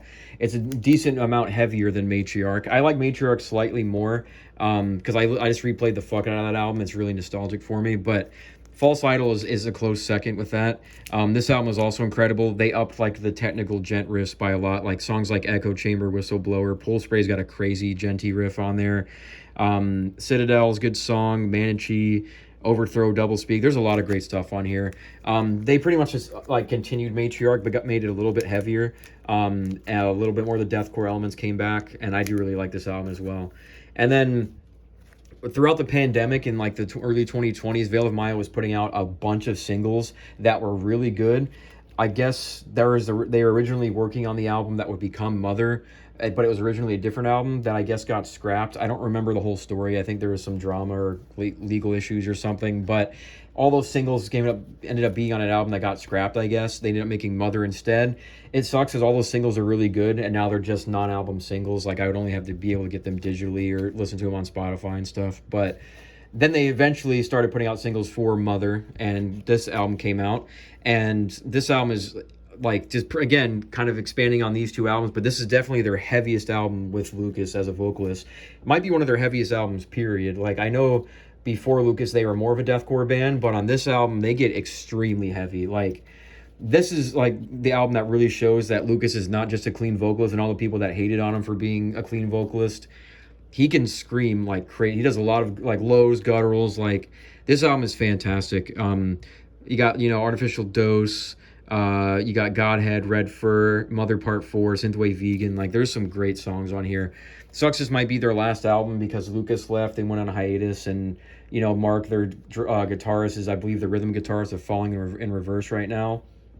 Which, good on him for getting that bag, but, like, going from the crazy technicality of Veil of Maya to being Falling in Reverse's rhythm guitarist, like, I get why he would do it. You know, you got to make your bread, but that's just a crazy downgrade. And I feel like Veil of Maya is probably done. I wouldn't be surprised. They've been around for a while. This is their third vocalist they've lost, so I wouldn't be surprised if they break up, but they ended on a banger if they did. This is a great album. Doesn't get as much praise as the last two with Lucas, and Lucas's era in general doesn't get a lot of praise, but I love this era of Veil of Maya. Really good era. I've seen them live too, as I mentioned. I saw them in a co-headliner with Born of Osiris, and they killed it. You know, the cleans, he can pull them off live. He can scream really well live. Even when he did some of the older songs with the other vocalists, he was good. Like, Veil of Maya, this era of Veil of Maya is just really good. Some of my favorite, like, prog metal, gent stuff that you can get. Matriarchs is incredible, and then these other two albums are just right up there next to it. So, yeah, love Veil of Maya. I probably will go back and get some of their older stuff, like Eclipse, at some point. My roommate, actually, we both really like Veil of Maya, but he prefers the Brandon stuff, whatever his name is. He likes Id. He likes... what is that other album? Common Man's Collapse. And I like more the Lucas stuff, but I like both eras, so I definitely will end up getting some of the older stuff. I'll probably get Eclipse next, honestly, is what I would go for next, and then probably Id after that. But yeah, Veil of Maya, great band. If they're done, it sucks, but it is what it is. Also, don't mind the dusty-ass shells here. You know, the shells are black, and also I have pets, so it does get dusty. I don't usually let them get this dirty, and I'm gonna definitely clean them, but it's just pet hair and stuff, so don't mind that too much. Anyways, we'll get into finishing the letter V here in a second. We got Violent Femmes, self-titled, of course, iconic album. You know, they're from Milwaukee too, which is cool, and that's where I live currently. Yeah, this album originally came out on vinyl only, I believe. And then they ended up becoming a CD like 2 or 3 years later, and they put some 2 bonus tracks on here, which is this version. Yeah, Violent Femmes, of course, I've known Blister in the Sun like my whole life. I've always liked that song. And then the song Added Up was actually crazy throwback here, but that song was actually in Infinite Warfare Zombies, Zombies in Spaceland, that 80s map that had all the 80s songs on there. Added Up was in that map, and I love Zombies in Spaceland, by the way. Infinite Warfare Zombies is super underrated, but that song was in that map too, so I like that song. And then the song Confessions is really good. That's probably my favorite song on here before I heard this whole album. But I knew I was going to get this album at some point. I was starting to get into them for those 3 songs. Like, I already knew all those 3 songs. And I wanted to give them a try, considering I live in Milwaukee now. They're from Milwaukee. I kind of wanted to give them a chance, especially because Blister in the Sun is iconic. I've heard that song so many times. But this album was already on my list of, like, getting these albums at some point. So one day, my roommate and our other friend actually went to Goodwill, and without me, I was working, I think. Came home, and they actually got this for me. They happened to see it there, which is cool. Also, like, really coincidental, and makes perfect sense why you would see a Violent Femmes CD in a Milwaukee Goodwill. But yeah, they ended up giving it for me, which is really sick. So now I have this album. I listened to it all the way through for the first time when I got it, and it's better than I expected. Like, I don't really know much about folk punk or whatever you want to call this genre, but this album is really good. If this is anything to go by, I got to hear some more of it, because it's like I said, it's got that folk kind of flair to it, but it's also got that punk attitude to it at the same time. I've never heard this kind of mix before, and now that I've heard the album in context with the other 3 songs, I can see it makes a lot more sense now. I'm gonna listen to this again for sure, because this album was fire. But yeah, really glad to have this. It's cool they picked this up for me, because now I know the whole thing, and I got those iconic songs. So yeah, I know they did like a remaster of this album that has like some demos and stuff on it. I don't know if maybe it sounds better, but there's no like extra songs that I don't already have, so I'll probably just do with this one. Finishing the letter V here, we got the album No Sleep by the band Volumes, another gent kind of metalcore band here. It's crazy that I have this one too, because I did not expect to have this. I've liked Volumes for a long time, like probably since 2012. I got really into gent music around that time. That's when I got into bands like Veil of Maya and stuff like that. And I got into Volumes, and I'd known them for a really long time. You know, they went through all that label trouble, and these albums got taken off streaming for a while and got reissued. And then they got new vocalist issues, switched back and forth, all that stuff. But anyways, I was a big fan of Volumes for a long time. I actually saw them live this year, at the beginning of this year. Their newest album, what is it called, Mirror Touch or something, came out, and they did a tour for it. I saw Volumes live, and they actually killed it. They were incredible live, like, and they played a lot of the old songs. They played Erased off here. And then they played Edge of the Earth, which is probably my favorite Volume song. But yeah, Volumes were really good live. Like I was surprised how good they were. They still got it for sure. And you know, the fans were going crazy when they played some of their older songs. Like when Edge of the Earth played, the crowd was getting down for sure. So that was a great show. I went to their merch table, and they only had, like, I think their newest album on CD, and then they randomly had this is like the original version of Volumes, or of No Sleep, not the reissued version, which is crazy that this was there. So I was like, oh, I gotta get this. Like, that's crazy, because I already knew this album and Via was the other one, I believe, are both kind of rare already because of the label issues and stuff. So the fact they had this was crazy. So I picked it up. You know, I already knew Erased, and then I think it's Valet, however you say that, The Mixture. I already knew those songs. So I heard the whole album. It's still pretty good. Like, it's just a crazy throwback. Like, I never thought I would have this. Via, I also want to get one day. It's going to be kind of hard to get, but the fact I even got this at all, and I got it from their shows, is crazy. Crazy they have this. So I never expected to own the Volumes CD, or at least the original stuff, but that's really cool. So I'm glad to have that. There is another Volumes album that I actually want to get on CD too. It's the one from 2017, I think. The one where the other vocalist, I can't remember his name, joined, who's still in the band now. I can't know why I can't remember his name, but I actually really like the album that he debuted on. It's got like Feels Good, Finite, In My Head, those songs. I don't know why I think it's like Different Animals or something is the album name. I've been wanting that album for a while. That's on my list, so I'll definitely get that at some point. But yeah, it's just crazy to have this, like, especially from a Volume show. That's just dope to have. So that's the letter V. All we got left now is the letter W, which I have a decent amount of stuff here. And then we got one artist in the letter X, and then one in the letter Z, and we are done. So this entire CD series, going through my whole collection here of almost 300 CDs, we are almost done. So we're going to get on to letter W here. We have the band We Are Scientists. We have their album With Love and Squalor. And then the follow-up to that one, Brain Thrust Mastery. We Are Scientists, a really underrated band. They're like a post-punk revival, garage rock kind of band, similar to someone like Interpol, The Strokes, stuff like that. I heard this band originally, their song Nobody Move, Nobody Get Hurt was in the newest Guitar Hero Live, which is an underrated game. Honestly, it had some good songs. That song was in that game, so I found them through that. Ended up hearing this whole album and realizing this album was really good. Underrated band for sure. This Scene Is Dead, In Action, The Great Escape. There's some great song, Textbook too. There's some great songs on here. The album cover's kind of silly, just them with some cats, you know.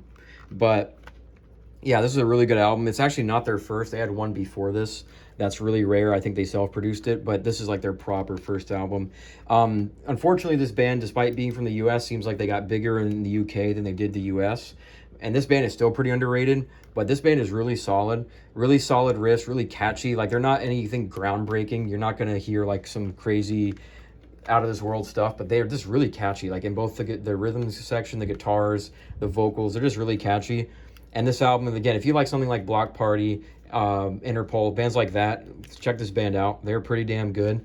So I got into this album and then heard the one after and thought that one was pretty good from the singles, like Chicklet and where's the other one? After Hours, which is a good song.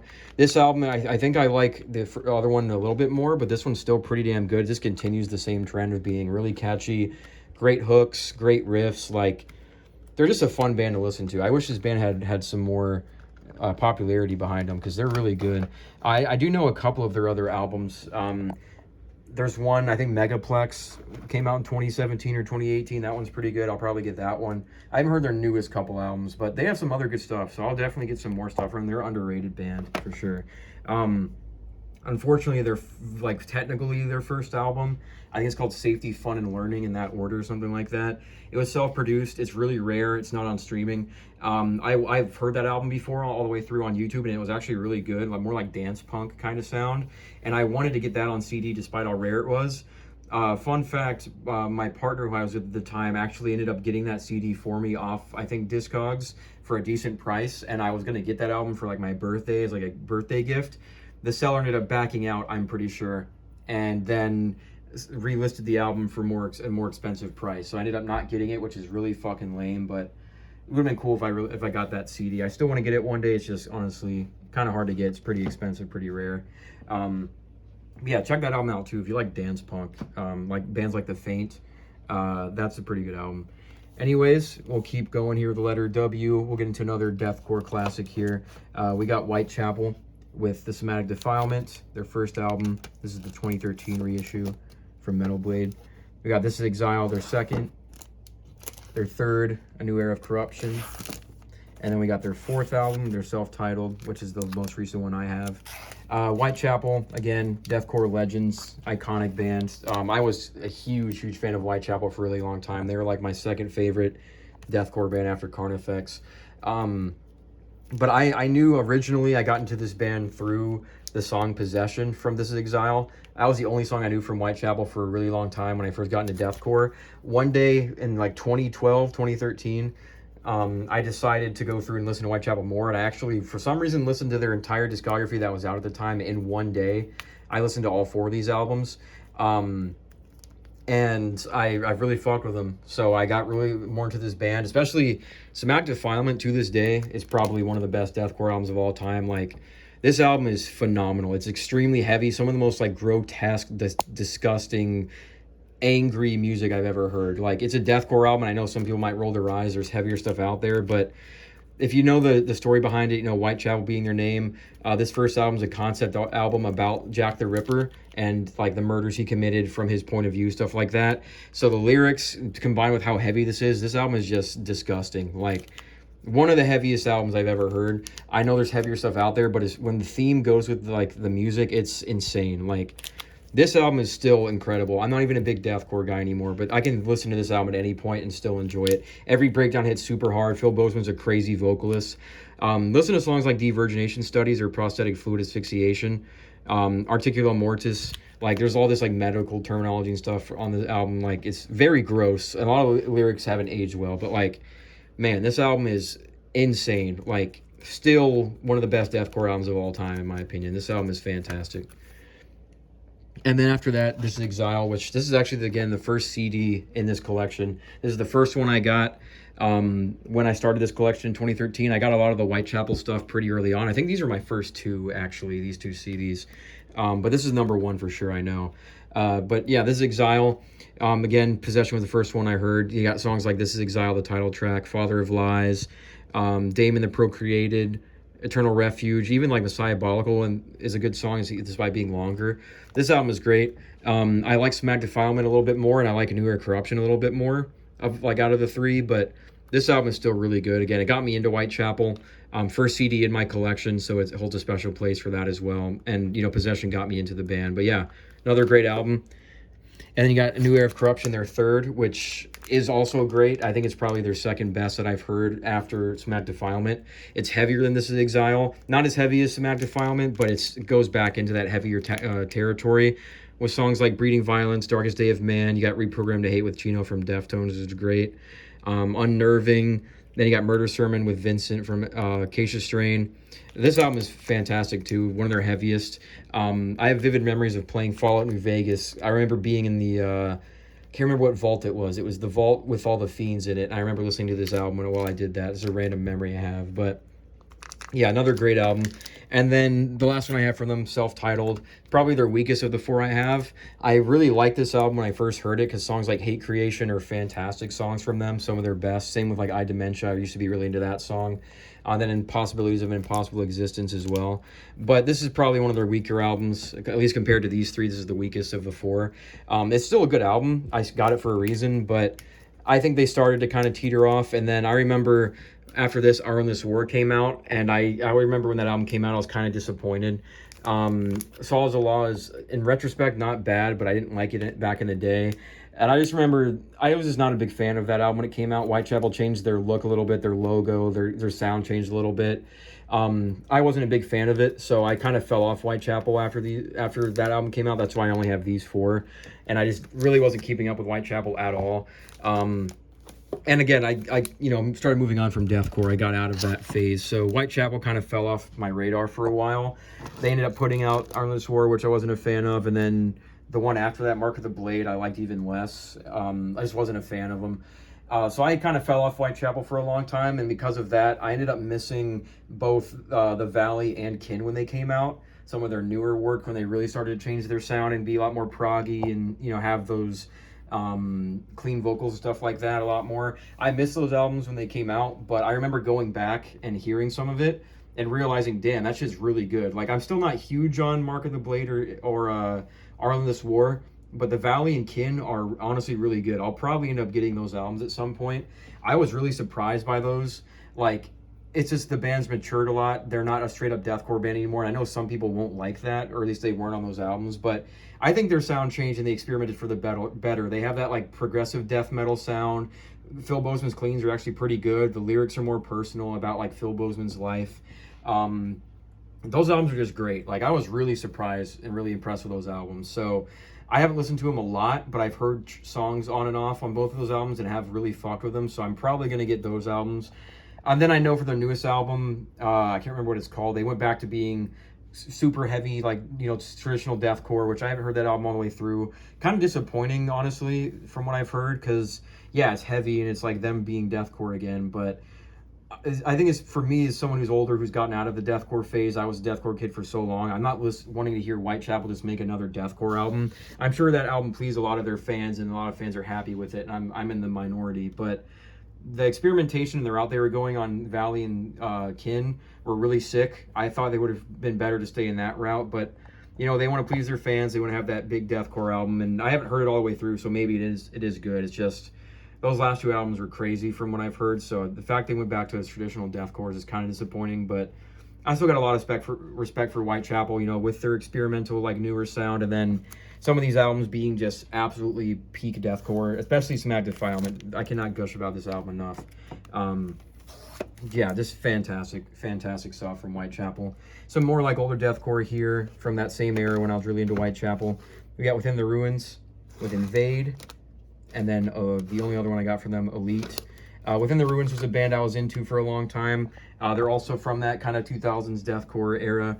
I got into them because when I was still really into Carnifex, this might have actually been in like 2011 or 2012, Carnifex announced a tour, a Hell Chose Me tour. I didn't get to see that show, but one of the artists on that tour, Within the Ruins, I checked them out just because they were touring with Carnifex, because Carnifex was my favorite band. So I heard the song Versus from this album and really started to like this band. It's a super edgy song. There's a lot of lyrics about like being atheist and stuff, and I'm an atheist, but back then I was going through that like edgy atheist phase, so hearing like anti-religious songs like eased, like it like filled my edgy little teenage heart, and I liked it, so got into this band, and got into this album. I still really like this album cover, by the way. I think it's dope. But yeah, good album. I don't listen to Within the Ruins that much anymore, but like I said, Versus is really nostalgic. And then of course you got Ataxia, the trilogy of instrumental songs that are good. Feast or Famine, Crossbusters, some good stuff on here. And then I was following that band from 2012 on, and then Elite came out, and I think I like this album a little bit more. Fleeting Frenzy, I remember when that single dropped. It's a good song. New Holy War is one of their better ones too. Ataxia 2, I Blaspheme, Solace. Yeah, there's like some good songs on here. Also, the cover kind of reminds me of Born of Osiris. But yeah, I got this album. This is like one of the first albums in my collection also. I got this not too long after it came out.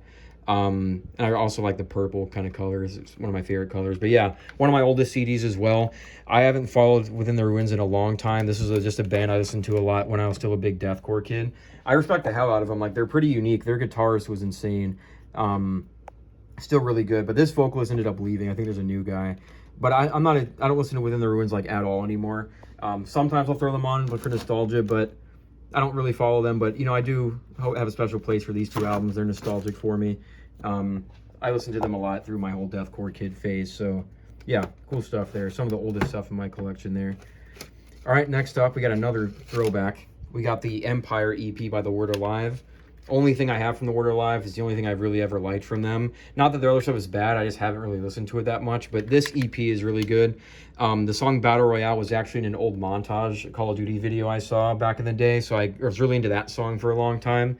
And it was the only song I knew from them for a while. I actually used the song Battle Royale, the version from this EP. I ended up making like a really shitty like quick scoping video back in like 2011, and I used that song as well.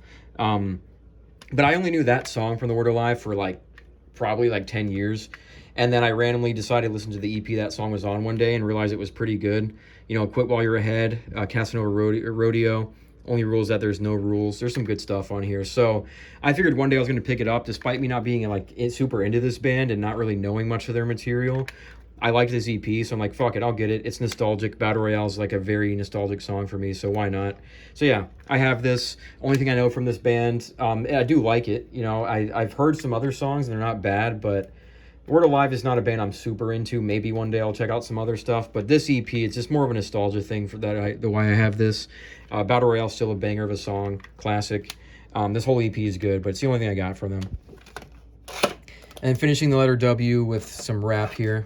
We got Enter the Wu-Tang, 36 Chambers by Wu-Tang Clan, of course. One of my newest CDs. I got this year at FYE. I went to FYE. I go to the mall a lot with my friends, and I love FYE. It was like a staple of my childhood back when their CD collection was insane. Unfortunately, it's nothing anymore. FYE is like a shell of its former self. They have a very, very tiny CD selection.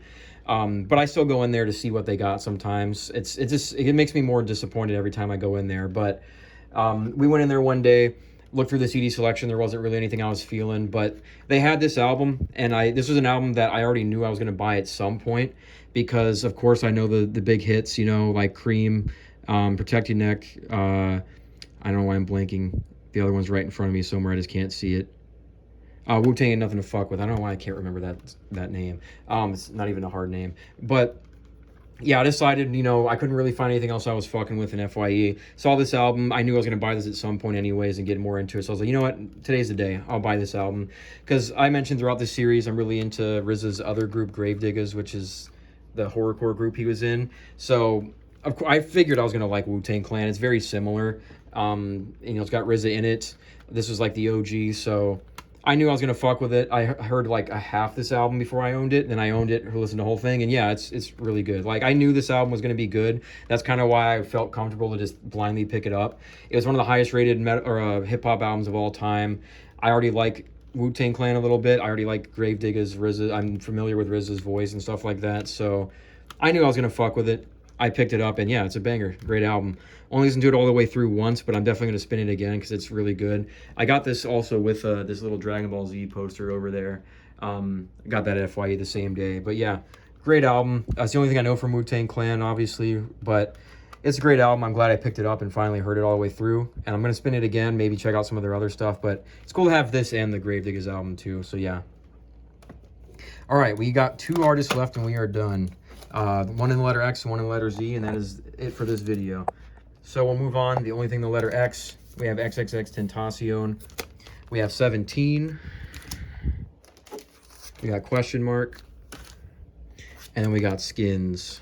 All digipacks, all in these little cases here.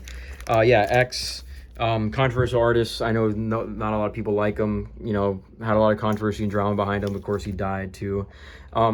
X is, I do like him. This is something I never listen to this anymore, but I was a fan of X. It took me a while to get on the train with him. My whole friend group was pretty much on him before I was, because this is back when I was still a little iffy on rap. But I remember one of my friends one day showed me Look at Me in the car back in like 2017, and I thought it was good. Like I never heard any rap like that before. And being a metal fan who liked the more aggressive side of things, I heard that and was like, oh, this is good. And, you know, I became a fan ever since. Of course, I also grew up in Florida, and he was from Florida, so there was that. But yeah, I got into X like probably a year before he died. And I remember Question Mark came out. My friend Ian, who I mentioned a few times throughout this series, got me this, I think, for my birthday. Like, not too long after it came out, honestly. But I remember this album came out, and then he died not too long after. And that was insane, because it really hit me, because I was a fan of his. And also, he was even younger than I was at the time, and he just got shot and killed, which, you know, is just very, very tragic. Regardless of what you thought of him as a person, no one deserves to go out that way. And he also was clearly trying to improve himself and do better before he died. He was starting to get a lot better as a person, and now he can't redeem himself. He had no chance to ever turn his life around because his life got cut short, unfortunately. I remember that day, and that was really crazy that it happened. And you know, I'm not downplaying the stuff he did. You know, he did some pretty bad stuff, but he's gonna have no chance to ever redeem himself because of being murdered, which is really unfortunate. But you know, got this album here. It is kind of a mess of a bunch of different genres and stuff thrown around. I know some people like X for that. I do too. I like his diversity in sound, but also it kind of causes a messy album in some ways. But you know, of course, you got Moonlight, sad, huge songs. 4 5x5, some of the heavier ones. Infinity 888 with Joey Badass is still a really good song. One of the best songs on here. Same with Pain Equals Best Friend with Travis Barker. This is before Travis Barker was on everything with rappers, but I still like that song. It has that like emo vibe. Of course, you got Maddox on there. That random Spanish song. Yeah, this album is still not bad. I don't listen to X that much at all anymore, but there was a period for it, and it is nostalgic, so I got that. And then I believe after is when I got 17. I'd heard 17 first. I heard this album like when it came out. It just wasn't on physical pressing for a while, so they had finally put it out on CD with this different cover. So I ended up picking it up. It's kind of annoying because it's in this digipack and it was sealed by this sticker, and it's this cardboard digipack. So when I opened it, it just made a big tear here. Just a thing for if you ever have a new album that you need to seal and it's a digipack, don't put a fucking sticker on it like that. You're just gonna rip it. So I can't take the sticker off now. I don't want to rip it more than I already did from this. It's just really stupid packaging. But yeah, this album is a little bit more, I think, concise than Question Mark. It's more of the genre kind of consistency throughout of being like that kind of instrumental, like not instrumental, like acoustic emo kind of lo-fi-ish kind of album. It's very angsty, very edgy. I understand that. But it's more sonically consistent than Question Mark. And there are some good songs on here, like Jocelyn Flores. Depression Obsession, I think, is a good one. Fuck Love with Trippie Redd, I still think is a good song. But this is what got me into X originally, other than Look at Me was this album. I still think it's not bad. You know, pretty decent, this kind of emo acoustic album with some rap on there. And then Skins, my friend Will got me this. It's kind of a posthumous album, but apparently this was already almost done or near completion when he died, which is kind of crazy to think about because this entire album is literally like 12 minutes long. And a lot of the songs sound unfinished, so I kind of doubt this album was done. But also X was known for really short, unfinished songs. Like his songs are kind of like rough drafts.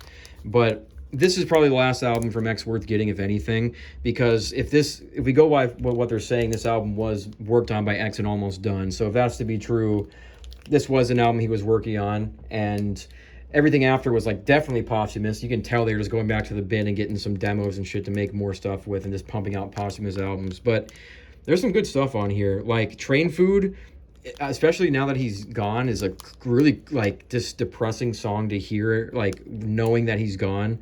That song is just kind of fucked up, really dark song, but also like really potent song. Well Mind and All is pretty good. I actually like Bad more than I like Sad. I think that song's not bad. Get it? Staring at the Sky is another one of those like more emo songs. I like that one. It's probably my favorite on here. I do not like the song 1 Minute with Kanye West. I think that song sucks. The guitar riff they use as like the beat sounds so fake and like clearly like a fake guitar. I don't know if that was intentional and that was what they're going for, but it sucks. And then his X does like a scream on that song that like is clearly edited to sound longer than it was. And then I'm not a Kanye West guy anyways, so it's just not for me. But yeah, I think the highlights, if you want to listen to this album, is listen to Train Food, Bad, Staring at the Sky, maybe Whoa, Mind and All. And if you like his like acoustic stuff, like What He's So Afraid Of. And then Guardian Angel's like weirdly, I think the Jocelyn Flores beat in reverse, which is kind of weird. But yeah, only things worth having from X in my opinion. I think it would be cool to get the deluxe edition of Question Mark at some point, just because it will have the complete version. And it has the songs from that Ghetto Christmas Carol EP he made. And I kind of liked that EP when it came out. So I'll probably get the deluxe edition of Question Mark at some point. It's just not high on my list. And then he has that compilation album they made for the documentary. I think it's called the Look at Me, the documentary album or something like that. That has a lot of his older stuff like Vice City, I Spoke to the Devil, all those kind of songs. So unfortunately that compilation is a little bit rare to find already, but I might get that at some point because it has some of his like older songs that I do like on there. So I'll probably get that in the Question Mark deluxe edition at some point, just not high on my list. Anyways, we are going to finish off the video with the one and only thing in the letter Z, and the last thing in this video. We have MFZB by Zebrahead. Pretty sure it stands for motherfucking Zebrahead.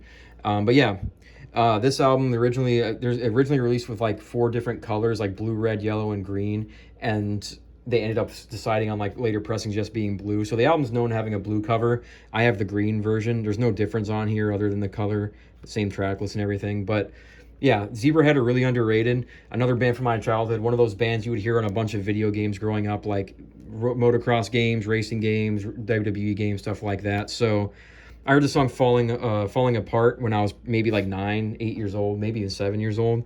Then I've loved that song my whole life. And then the song Alone was in another game. I can't remember what game though, but Zebrahead's one of those bands I've known my whole life because of the games they were in. So one day I decided, it's kind of similar to, if you probably noticed a trend, like when I mentioned with Word Alive, I'll sometimes know like one song from an album or like something nostalgic growing up, and I never heard the rest of the album, so then I randomly go back and do it. I did that with this. Turns out this whole album is fire. Really good peak 2000s, like they're kind of a mix of things. They got some new metal in them, they got some like funk metal in them, some like pop punk, some skate punk. They're not really one genre. There are a lot of different 2000s kind of sounding stuff, but this album is really good, really underrated, really nostalgic, so I knew I was going to have this at some point. There's one other album from them. It's the one with the yellow cover that has a lot of songs that were in video games as well. I'll probably get that at some point too. But yeah, this really nostalgic pick here to close my collection off. Something I've known for most of my life. Falling Apart is still a crazy good song. Extremely nostalgic. This band is super underrated. Check out this album if you like new metal, if you like alt metal, anything from that 2000s era. Great album, great band, really underrated. But that's the only thing I have in Z, and that will be the last album in my collection here. So that is now all 299 of my CDs. We're one away from 300. But yeah, that's going to close out this series. I'm sure this last part 4, where we went through, what was it? I think we went from S to Z, yeah. This is going to probably be one of the longer ones, but we're finally done. And, you know, it took 4 parts, maybe like an hour of like, a total of like 8 hours of footage, but we're finally done. Glad I got all my CDs updated here. Going forward, I'm only going to be making CD collection updates once I get new CDs. I'll probably do one more like at the end of the year. Since it's June right now, maybe I'll wait till the end of the year and share everything I got in the last 6 months of the year or something like that. But yeah, I appreciate anyone who watched all this. My throat is dry from talking so much, but it was really fun to go through, talk about all these CDs I own, where I got them, you know, to talk about music, my favorite thing of all time. So yeah, appreciate anyone who watched this. I'm going to get this all edited and uploaded here, so we'll have all 4 parts open. I'll make a playlist for it so you guys can check out all 4 parts if you want to. Again, appreciate anyone who even clipped through this, maybe checked out certain bands, watched the whole thing. You're the GOAT if you watch the whole thing. But yeah, I appreciate everyone who watched this. Again, I have a CD page that I have on Instagram called Gloom CDs, at Gloom CDs, where I just post my CDs in the order I got them. It's going to be everything I talked about in this video, but on there you'll be seeing me post CDs as I get them, like updated, and then I have little blurbs about each album. So if you're interested in that, follow that. I'll link my, my personal Instagram, my music page where I make actual music, all that stuff. If anyone wants to check that out, I appreciate it. Gonna have more videos coming as well. CD collection stuff is not the only thing I plan on doing. So I appreciate anyone who subscribes and sticks around. I'm gonna have a lot of different types of videos I want to do. And yeah, we'll go ahead and we'll end that from here. Just really quick, these 3 CDs here are not mine, they're my roommates, but if you want to see them real quick here, we got Plain Mistaken for Stars. I don't think either one of us know this group. This is a random CD he got on that trip where he saw a friend. We just played that on the way home. I don't remember what it sounds like. Then we got Death Ray by Black Dahlia Murder. We both like this band. I just don't have any of their albums. He's had this for a long time. I think he just recently got this back from one of our friends that borrowed it for a while. But it's cool to have that. R.I.P. Trevor, of course. I need to get some Black Dahlia Murder myself, but my roommate has that one. And then he also has this Full of Hell album, Coagulated Bliss, I think it is. I don't know Full of Hell that well. He's a really big fan. I only know like one song, but I think his girlfriend got him this one. But I keep them with my collection. I sleeve them up for him. He has more CDs that I think are still at his old house or like with his grandma. So once he gets his CDs, I'll probably organize them into here as well, since we both, love music, and I want to get his collection in here too. But until he gets everything over, I feel like there's no reason to move my whole collection around yet. So yeah, those are just his CDs. But anyways, that's it for this series. Again, really long one. This part alone was almost an hour, so I'm sure this video is going to be long, but Appreciate anyone for checking this out. I love music. I'm definitely gonna make more videos about music, more CD videos, probably better quality CD videos in the future. But yeah, appreciate everyone for checking me out. Hit subscribe if you're interested in more of that stuff. But take care, guys. Have a good one.